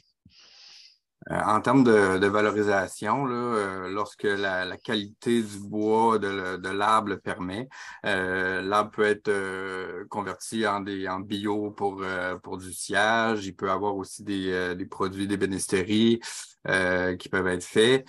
Il y a eu des projets aussi de mobilier urbain là, qui ont été faits avec du bois urbain là, justement. Donc, quand c'est possible, on va faire la meilleure valorisation. Sinon, là, il y a toujours l'option de la transformation en copeaux là, pour les arbres de moins bonne qualité, si on peut dire, en termes de bois. Puis à ce moment-là, ces copeaux-là peuvent être utilisés là, dans les aménagements paysagers municipaux. On en donne aussi en grande quantité là, pour les jardins communautaires là, pour faire leurs aménagements autour de leur jardin. Très bien, merci beaucoup. Plaisir. Anne, est-ce que tu voulais poursuivre avec d'autres questions ou je peux moi-même changer de catégorie? Oui, tu peux changer de catégorie. Je vais juste prendre les mains levées. Je vais regarder l'heure à laquelle ils avaient levé la main versus les questions par écrit. Alors, j'accorderai la parole à Mme Marie Genet. Alors, je vais activer votre micro, Mme Genet. Vous pouvez réactiver vous-même votre micro, il n'y a pas de souci.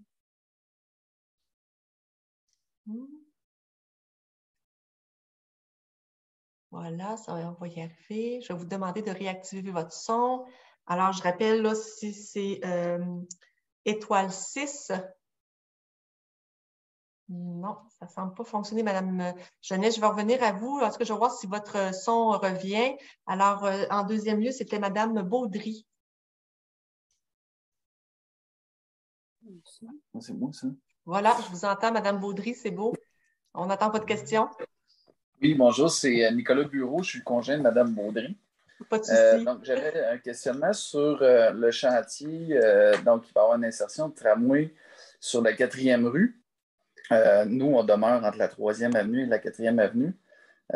Il y aurait éventuellement des vibrations associées au chantier. Il y a des réponses qui ont été données par rapport au passage du tramway lorsqu'il sera construit. Ma question est la suivante. Pendant le chantier, quel type de vibration on peut anticiper sur des bâtiments plus que centenaires et dont les fondations sont en pierre massive et dont les joints de mortier sont parfois refaits et parfois pas refaits? Je peux peut-être répondre à cette question-là. Là, effectivement, là, vous l'avez précisé au départ que il y a des études vibratoires qui ont été réalisées dans le cadre de l'exploitation du tramway, donc qui montrent un peu que va apporter là, le passage du tramway au niveau des vibrations. Puis ces études-là écartent là, les risques là, associés aux vibrations. Par contre, en termes de chantier de construction du tramway, il faut s'imaginer que c'est un chantier qu'on retrouve similaire, là, un chantier où on refait au niveau d'une rue. On refait les trottoirs, on refait l'ensemble des infrastructures municipales. On va refaire les réseaux techniques urbains. Donc, il n'y aura pas plus de vibrations qu'un chantier standard ville de Québec, par exemple. Donc, dans les exigences qui sont données aux entrepreneurs avant de réaliser ces types de travaux-là, il y a toutes vraiment des vérifications qui doivent être faites. Il y a souvent des images des fondations qui sont prises pour s'assurer que le chantier n'est pas venu aggraver une situation sur un bâtiment. Donc, ça va être fait de cette même rigueur-là va être faite par l'entrepreneur, le partenaire privé, lorsqu'il réalisera les travaux du tramway. Donc, il faut s'imaginer que la ville fait des travaux régulièrement dans des milieux contraints. Là. Si on regarde là, les rues, par exemple, du Vieux-Québec, où on regarde, par exemple, les travaux qui ont été faits dernièrement sur Dorchester, où on allait excaver jusqu'aux fondations des bâtiments. Donc, il y a des mesures qui sont prises là, pour s'assurer qu'on ne vienne pas aggraver une situation ou causer un dommage aux propriétés. Merci beaucoup pour votre question, Nicolas. Et désolé, Madame Genet, j'arrive pas à vous permettre de parler avec l'icône. Étoile 6, étoile 9 pour lever la main, étoile 6 pour votre micro. Sinon, le 311 pour poser votre question. L'équipe y répondra cette semaine. Là. Je suis vraiment désolée. On va poursuivre avec Madame Marie-Ève Sanson avant de passer aux questions par écrite. Oui, bonjour, est-ce que vous m'entendez? Très bien. Oui, parfait. Moi, je suis résidente de la rue Bergemont. Pas mal, je vous dirais, à la hauteur, là, on va dire, coin Canardière-Bergemont. Fait que là, c'est sûr qu'après avoir vu les cartes là, pour les travaux qui vont avoir lieu, je dirais surtout au coin des Capucins et Canardière, c'est sûr que je vous avoue que j'ai un questionnement et une inquiétude par rapport à la circulation. Là, j'avoue que j'ai peut-être manqué une partie de la présentation, mais je me demande, en fait, il va-t-il avoir de la circulation qui va être déviée par la rue Bergemont? Parce que peut-être que certaines personnes qui travaillent pour la Ville de Québec ont déjà entendu parler de la rue Bergemont. C'est une rue déjà très problématique pour la vitesse. C'est 30 km/h dans le secteur et on a beaucoup de problèmes. On fait beaucoup de plaintes auprès de la Ville là, déjà depuis longtemps pour cette rue-là. Les gens roulent extrêmement vite parce qu'on se situe, dans le fond, entre Canardière et la 18e. Donc, c'est une bonne voie de transit pour les gens qui veulent éviter de passer par Henri Bourassa. Donc, c'est ça, ma question, c'est plus une inquiétude par rapport au secteur. Est-ce que j'imagine forcément que ça va être impacté vu la rue des Capucins qui va être barrée. Là. Donc, voilà, ma question, c'est ça. Il va y avoir une déviation de circulation dans ce coin-là. Et aussi, je lance quand même l'appel parce que c'est sûr qu'on va rappeler cet été par rapport à la vitesse sur la rue Bergemont. Alors, dans le plan de gestion de la fermeture de Canardière et même de la fermeture des Capucins, il n'est pas prévu de diriger ou de rediriger les gens vers la rue Bergemont. Maintenant, physiquement, au moment où ça va être possible, ça peut arriver là, qu'il y ait des gens qui choisissent la rue Bergemont comme route alternative, même si on cherche à faire autre chose. Et si tel est le cas, ben, à ce moment-là, je vous invite à contacter le 311 puis on verra quelles actions on peut mettre en place pour s'assurer là, que le niveau de sécurité est acceptable sur cette rue-là. OK, parfait. Peut-être, je m'excuse, je vais peut-être juste finir ma question, mais au niveau de la circulation, elle va passer par où? Parce que, je veux dire, là, des Capucins, Canardière vont être barrés, donc les gens, j'imagine, vont devoir passer par la 18e. Alors, évidemment, au moment où on va fermer Canardière, il va se produire deux choses. Il y a des gens qui vont choisir, les gens qui arrivent, disons, par Henri Bourassa, qui vont choisir d'aller prendre l'autoroute du Frein, un peu comme le RTC nous présentait tout à l'heure, et de sortir à la première rue ou encore d'aller sortir vers le centre-ville. Il y en a d'autres qui vont choisir de circuler effectivement par la 18e rue, Première avenue, Eugène-la-Montagne. Ce sont les axes là, où on est susceptible d'avoir le report le plus important. Parfait, merci. Merci, Mme Sanson, pour votre question. Alors, on poursuit avec les questions écrites sur les sujets de travaux, chantiers et nuisances. Très bien. Alors, on a Nelly Brière qui demande est-ce que les travaux du viaduc auront un impact sur les trains qui passent de la gare du Palais? Est-ce qu'on doit s'attendre à des interruptions de service? Donc, j'imagine que c'est valable pour le viaduc de Canardière tant que la 18e rue là, qui va avoir lieu cette année. Je peux répondre. Donc, Oui. dans les différents, pour intervenir sur le viaduc, il faut comprendre que ce n'est pas la ville là, qui réalise les travaux sur le viaduc, mais bien le Canadien national qui réalise ces travaux. Dans le cadre de Canardière, sont faits à la demande du bureau de projet pour l'insertion du tramway.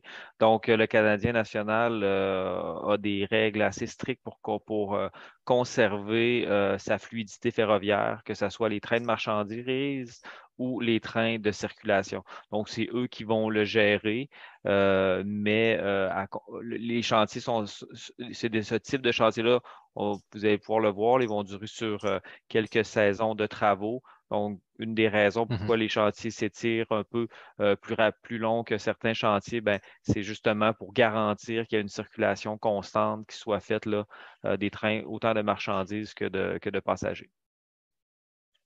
Très bien, merci. Je poursuis avec des questions concernant le viaduc. Donc, on a Jacques Villeneuve qui demande sous le viaduc de la Canardière, le tramway sera-t-il au même niveau que le chemin de la Canardière ou est-ce qu'il se devra être abaissé pour pouvoir passer sous le viaduc? Donc, le profil de Canardière va devoir être abaissé là, pour permettre les dégagements minimaux du tramway sous le viaduc. Donc, pour le viaduc Canardière, on pourrait dire qu'il y a deux principales choses qui sont réalisées. Donc, on vient bonifier la circulation pour les piétons et les cyclistes de part et d'autre sur les trottoirs de part et d'autre de Canardière. Et on vient aussi faire un abaissement du profil pour permettre là, d'avoir les dégagements minimaux pour un tramway. Très bien. Concernant les accès, on a une question de Corinne Biolay. Alors, comment se fera l'accès au parc Ferland pendant l'été concernant les camps de jour? Peut-être que cette question-là s'adresse là, pour le chantier de la 8e 8e avenue. avenue. Là. Davantage, oui, effectivement. En fait, les accès vont être maintenus normalement en tout temps, là, à moins de cas exceptionnels, parce qu'il faut ouvrir une rue, mais on intervient rapidement pour la situation qui reste la moins longtemps possible. Mais dans ce cas-là, normalement, au Parc Ferland, cet été, il va y avoir un maintien des accès le plus souvent possible. En fait, peut-être en complément, là, Ouais. ce qui est demandé à l'entrepreneur, c'est de maintenir un trottoir sur la 8e avenue en tout temps dans le cadre de ses travaux et de s'assurer une traversée sécuritaire aux intersections pour l'ensemble des usagers. Alors, en face du parc, il est fort probable là, que vous verrez un signaleur qui va être là pour gérer là, les conflits potentiels entre l'entrepreneur, ses employés, ses équipements et les gens qui ont à se rendre au centre Ferland. Très bien. Puis sinon, j'ai plusieurs personnes qui posent des questions concernant les ruelles et l'enfouissement des fils. Donc, je vais commencer par la lecture de Mayra Baudry. Bonsoir. Est-ce que les travaux auront un impact sur l'aménagement des ruelles situées aux abords du tramway? Par exemple, est-ce que l'enfouissement des fils est prévu et est-ce qu'il y aura d'autres interventions qui pourraient être effectuées? Je peux répondre à la question. Premièrement, au niveau des fils, l'enfouissement des fils qui sont réalisés dans le cadre du projet du tramway, ce sont l'enfouissement des fils vraiment au niveau de l'axe du tramway, donc où le tramway va circuler.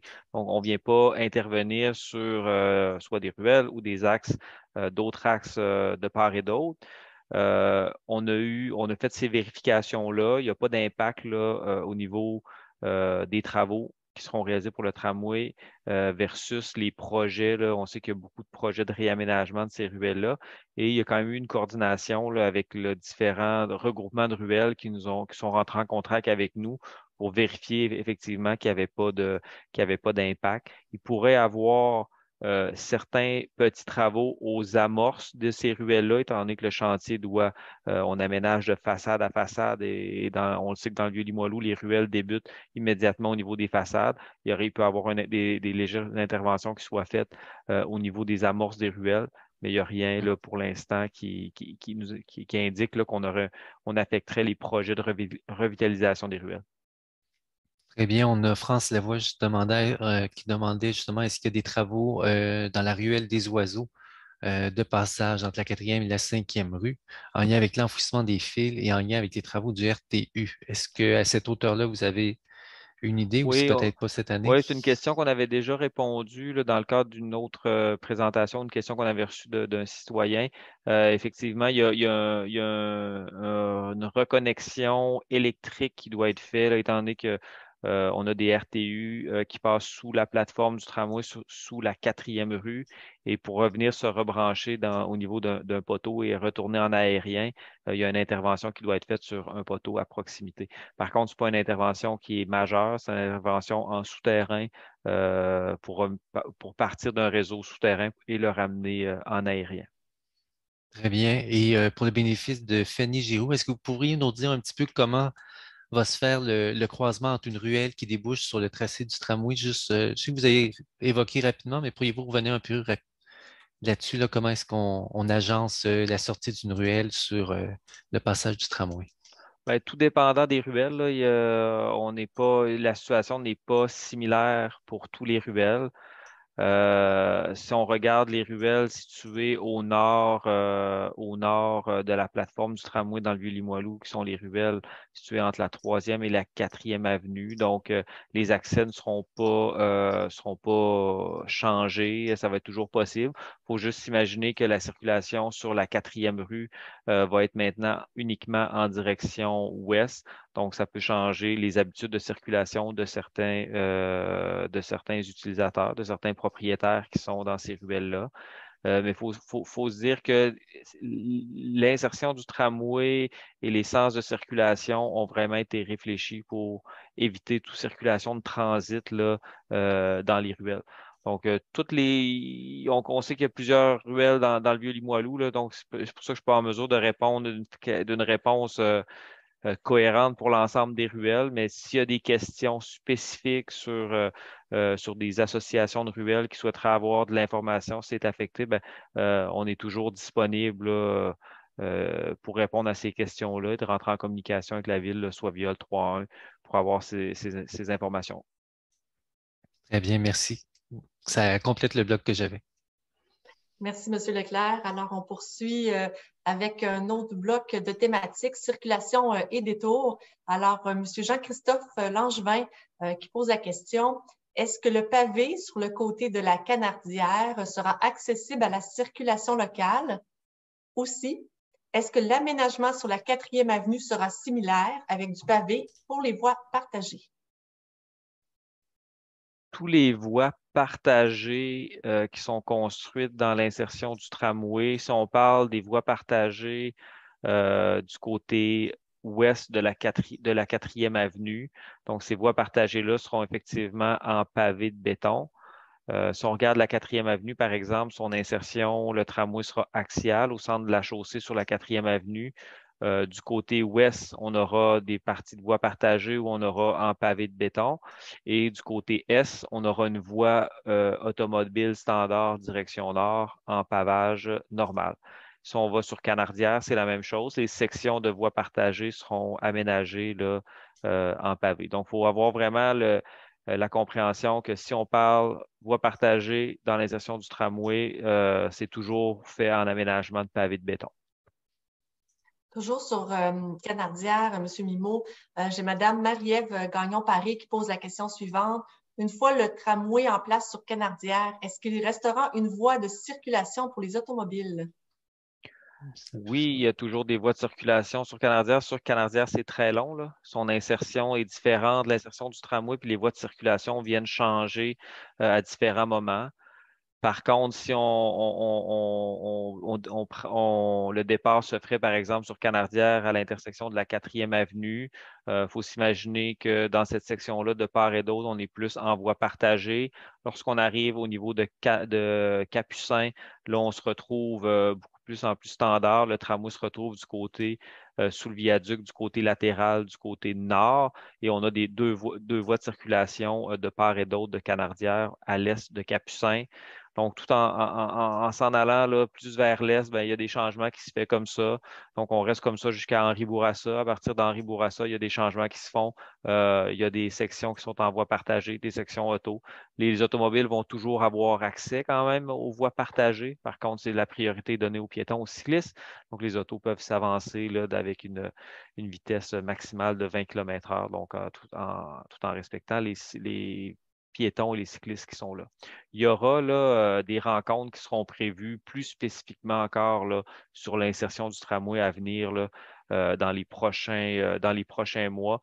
Donc, ça permettra de faire un autre, prendre encore du temps plus spécifiquement au niveau de la circulation. Donc, aujourd'hui, on n'a pas tous les images qui montrent l'insertion de la circulation et dans le Vieux-Limoilou et dans Mézeray. On l'a fait une première présentation en juin qui était vraiment de présenter l'insertion globale. Donc, on va revenir encore une fois un peu plus précis là, dans les prochains mois à ce sujet. Oui, ça va être très apprécié. D'ailleurs, juste pour que Mme Catherine François n'ait pas loupé l'information, sur Canardière, là, entre le tronçon situé entre la 3e et la 4e avenue, donc ce n'est pas fermé à la circulation automobile, là. Non, entre la 3e et la 4e avenue, entre la 3e et la 4e avenue, ça deviendra un sens unique. Direction nord-est, je suis bien nord-est, là, mais en direction du cégep de Limoilou. Merci. Puis, Mme Gagnon se posait la question, surtout pour les commerçants, est-ce qu'il y aura des mesures d'atténuation pour réduire les nuisances causées par le détour routier et pour minimiser l'impact de la réduction des stationnements pour les commerçants, justement là, sur la section du chemin de la Canardière, puisqu'on ne pourra plus avoir la circulation aux automobilistes, plus les travaux aussi qui vont avoir lieu, là.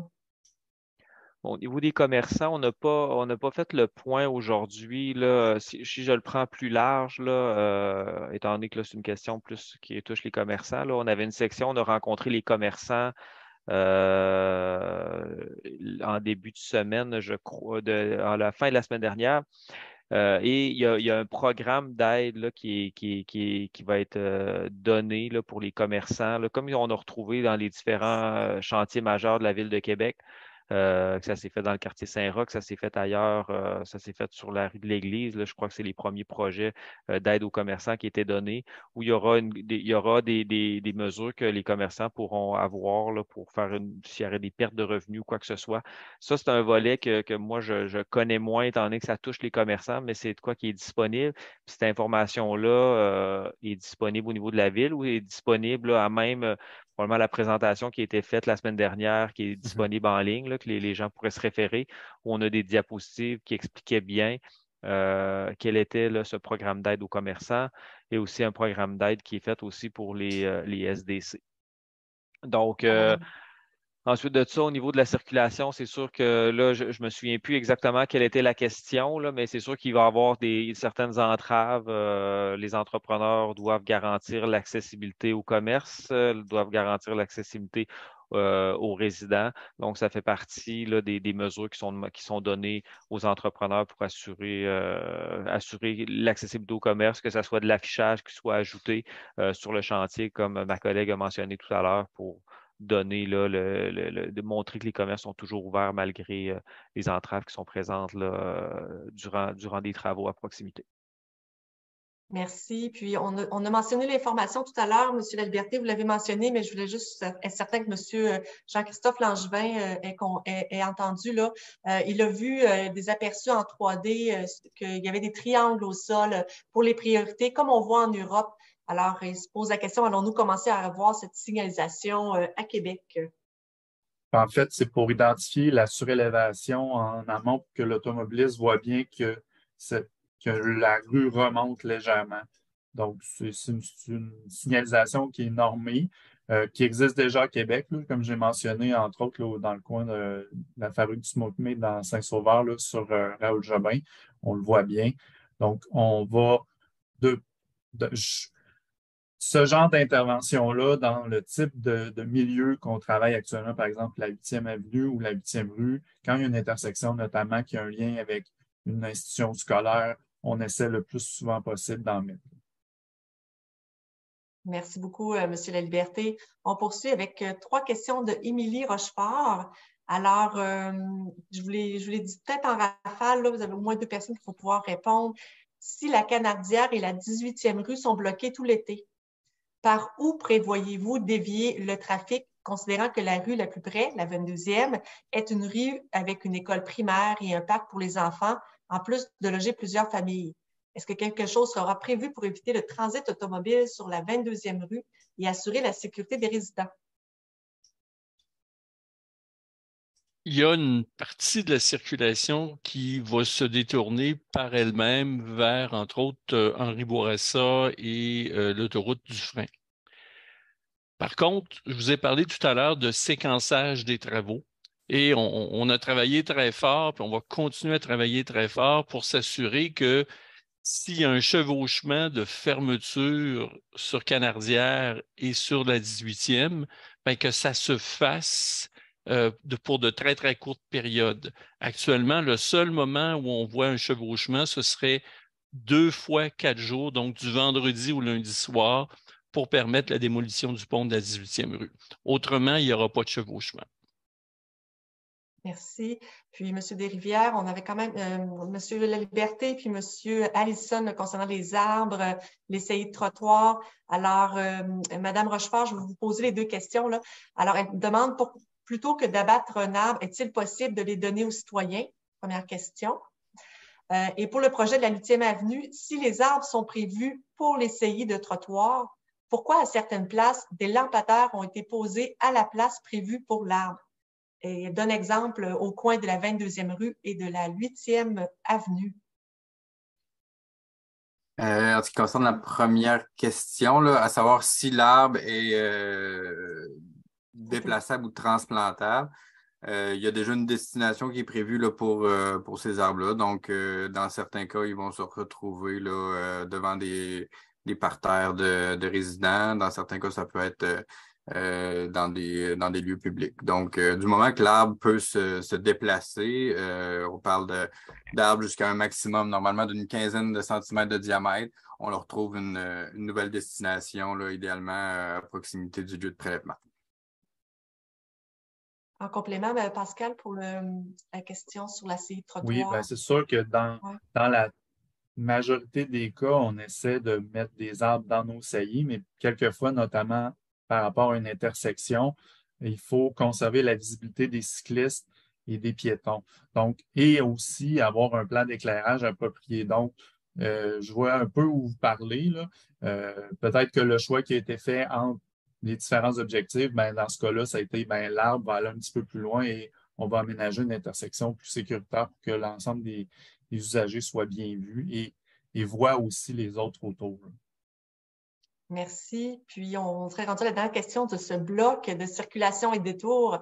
Alors, M. Pierre Gromer, alors, il nous remercie pour cette présentation complète. Il s'intéresse à la situation de la 18e rue entre 2025 et après la fin des travaux.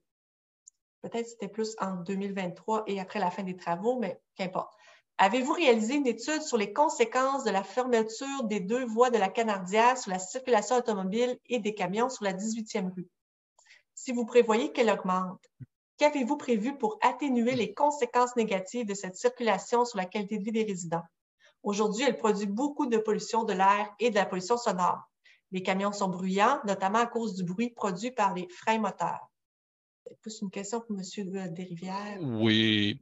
Alors, évidemment, il y a une étude de circulation, là, une étude de déplacement qui a été réalisée pour mesurer les impacts qui découleront de l'implantation du tramway sur le chemin de la Canardière. Je le disais tout à l'heure en introduction, il y a une particularité dans le quartier Limoilou, c'est qu'il y a une voie ferrée qui sépare le quartier en 2 du nord vers le sud.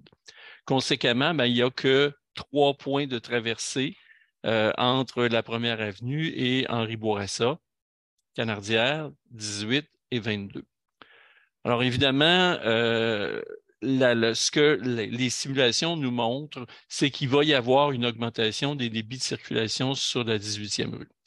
Une augmentation qui peut être relativement importante. Là, on parle d'environ 50%.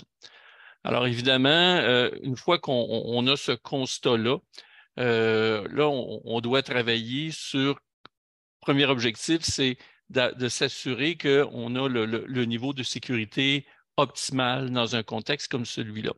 Donc, le projet de réaménagement va nous permettre de rétrécir légèrement la chaussée, mais aussi de sécuriser les intersections où il se produit là, depuis quelques années un nombre plus important de collisions. Pensons à 8e avenue, 4e avenue, mais également Cardinal Villeneuve.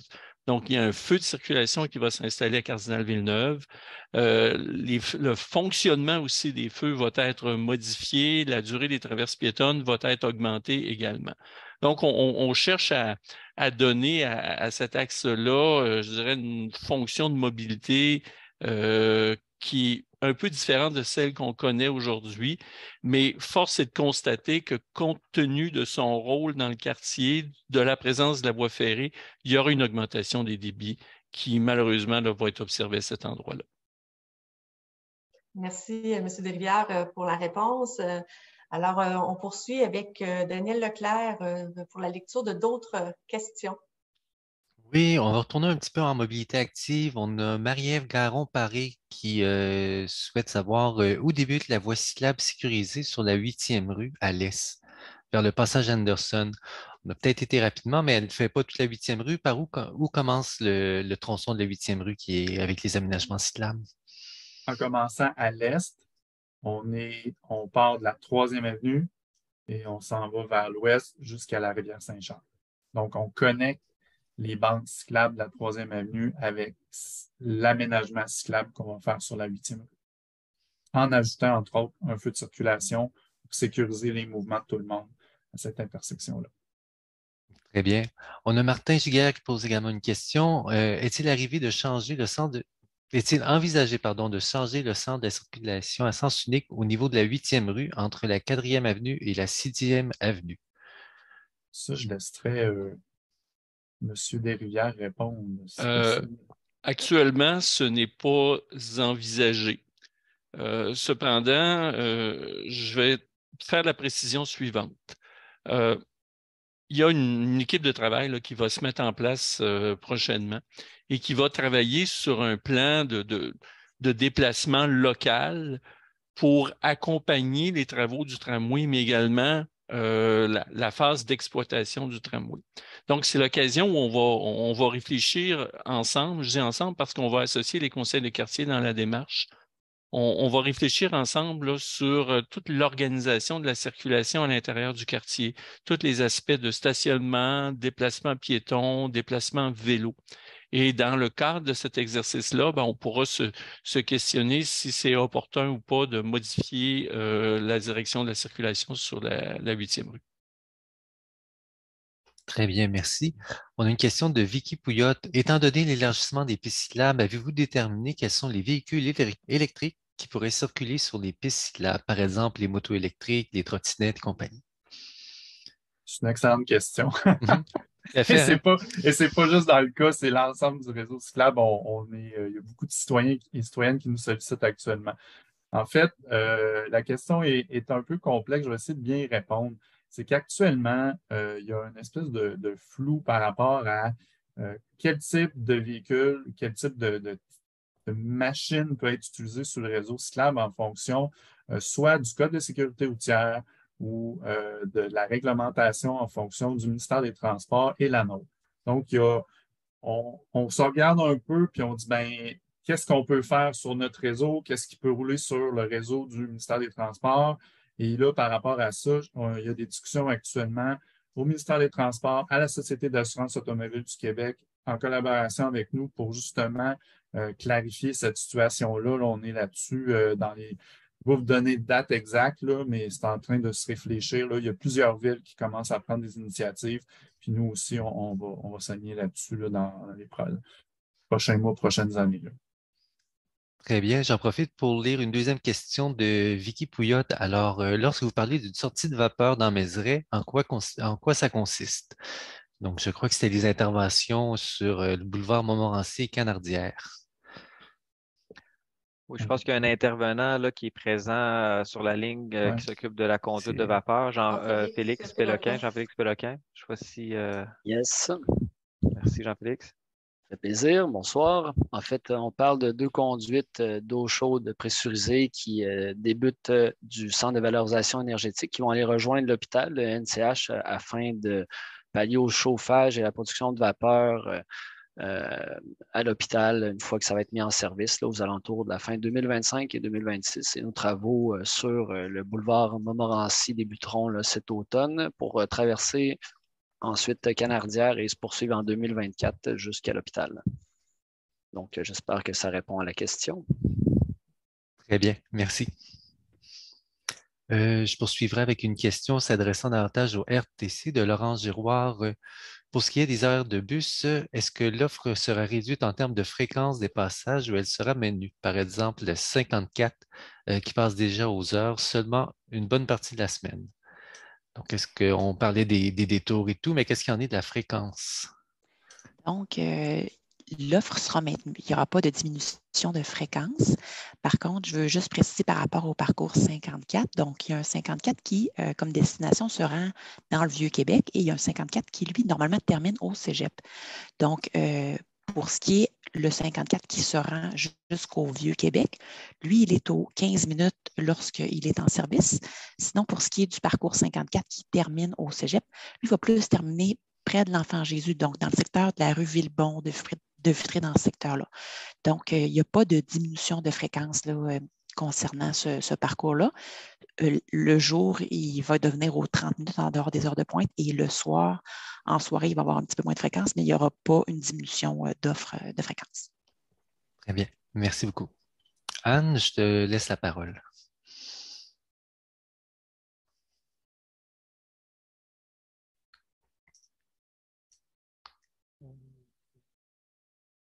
Oui.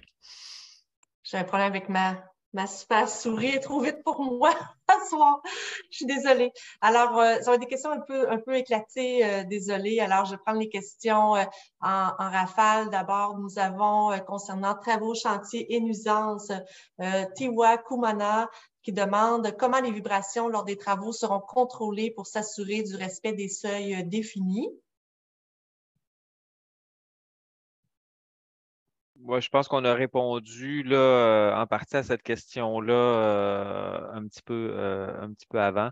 Donc, il y avait toute la notion deux volets, volet construction tramway, où on va s'assurer par les mêmes mesures qu'on prend là, pour s'assurer que les fondations ne soient pas affectées, les entrepreneurs qui ont à travailler dans le secteur. Puis, tandis qu'en exploitation du tramway, il y a des études vibratoires qui sont faites. Et les études vibratoires démontrent là, pas d'impact là, sur les bâtiments ou sur les gens qui habitent là, les quartiers à proximité du tramway. Merci beaucoup. Une autre question de Mme Fanny Giroux sur les ruelles. Est-ce qu'on pourra les utiliser pour les voitures? Et est-ce que les poubelles passeront dans les ruelles comme les poubelles ne seront pas accessibles si elles sont sur le chemin du tramway?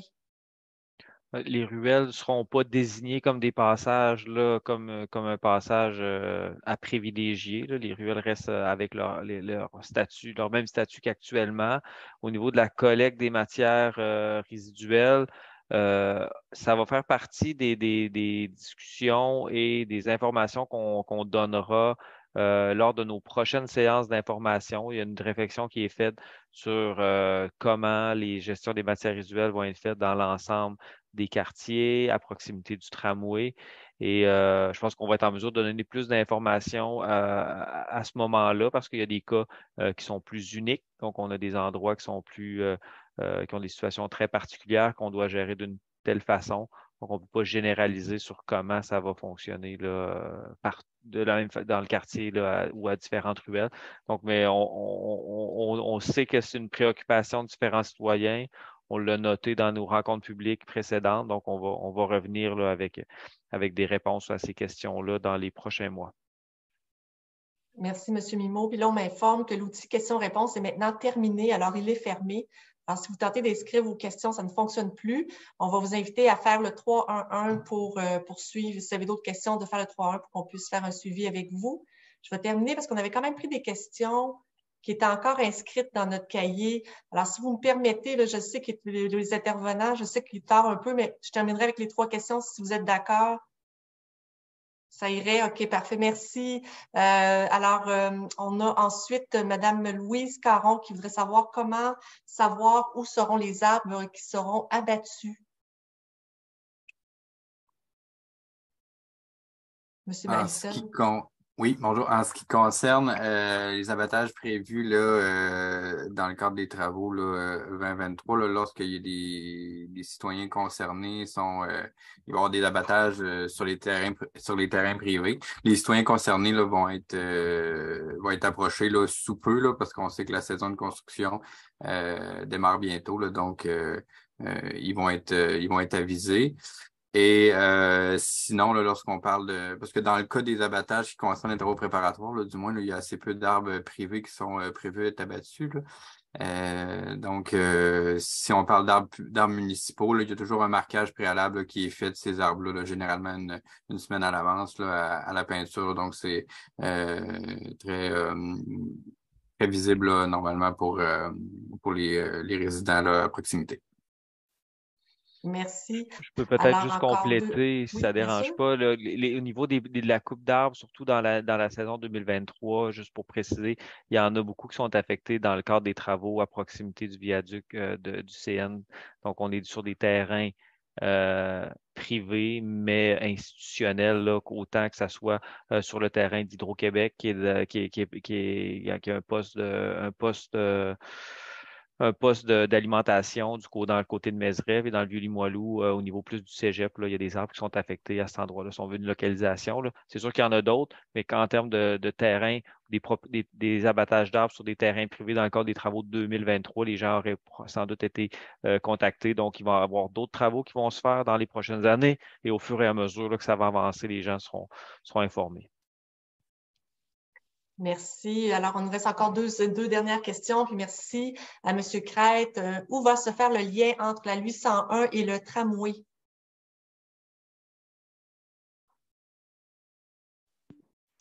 Je vais laisser la parole à Isabelle Huard pour cette question. Isabelle Huard, qui est votre collègue au RTC. Merci, Mme Huard, d'être présente. Oui, bonjour. Tout à l'heure, Benoît, au début de sa présentation, vous a montré là, le tracé du tramway avec 5 pôles d'échange le long de son parcours.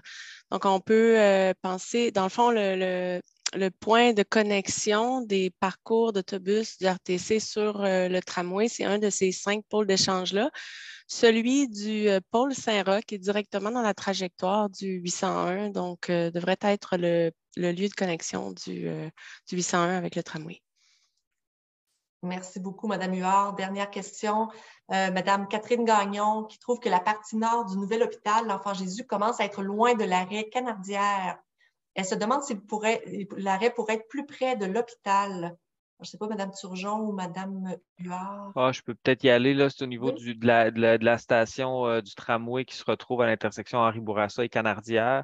C'est sûr que lors des premières réflexions là, sur l'insertion du tramway dans la partie est de la ville, il y a différents scénarios qui avaient été regardés.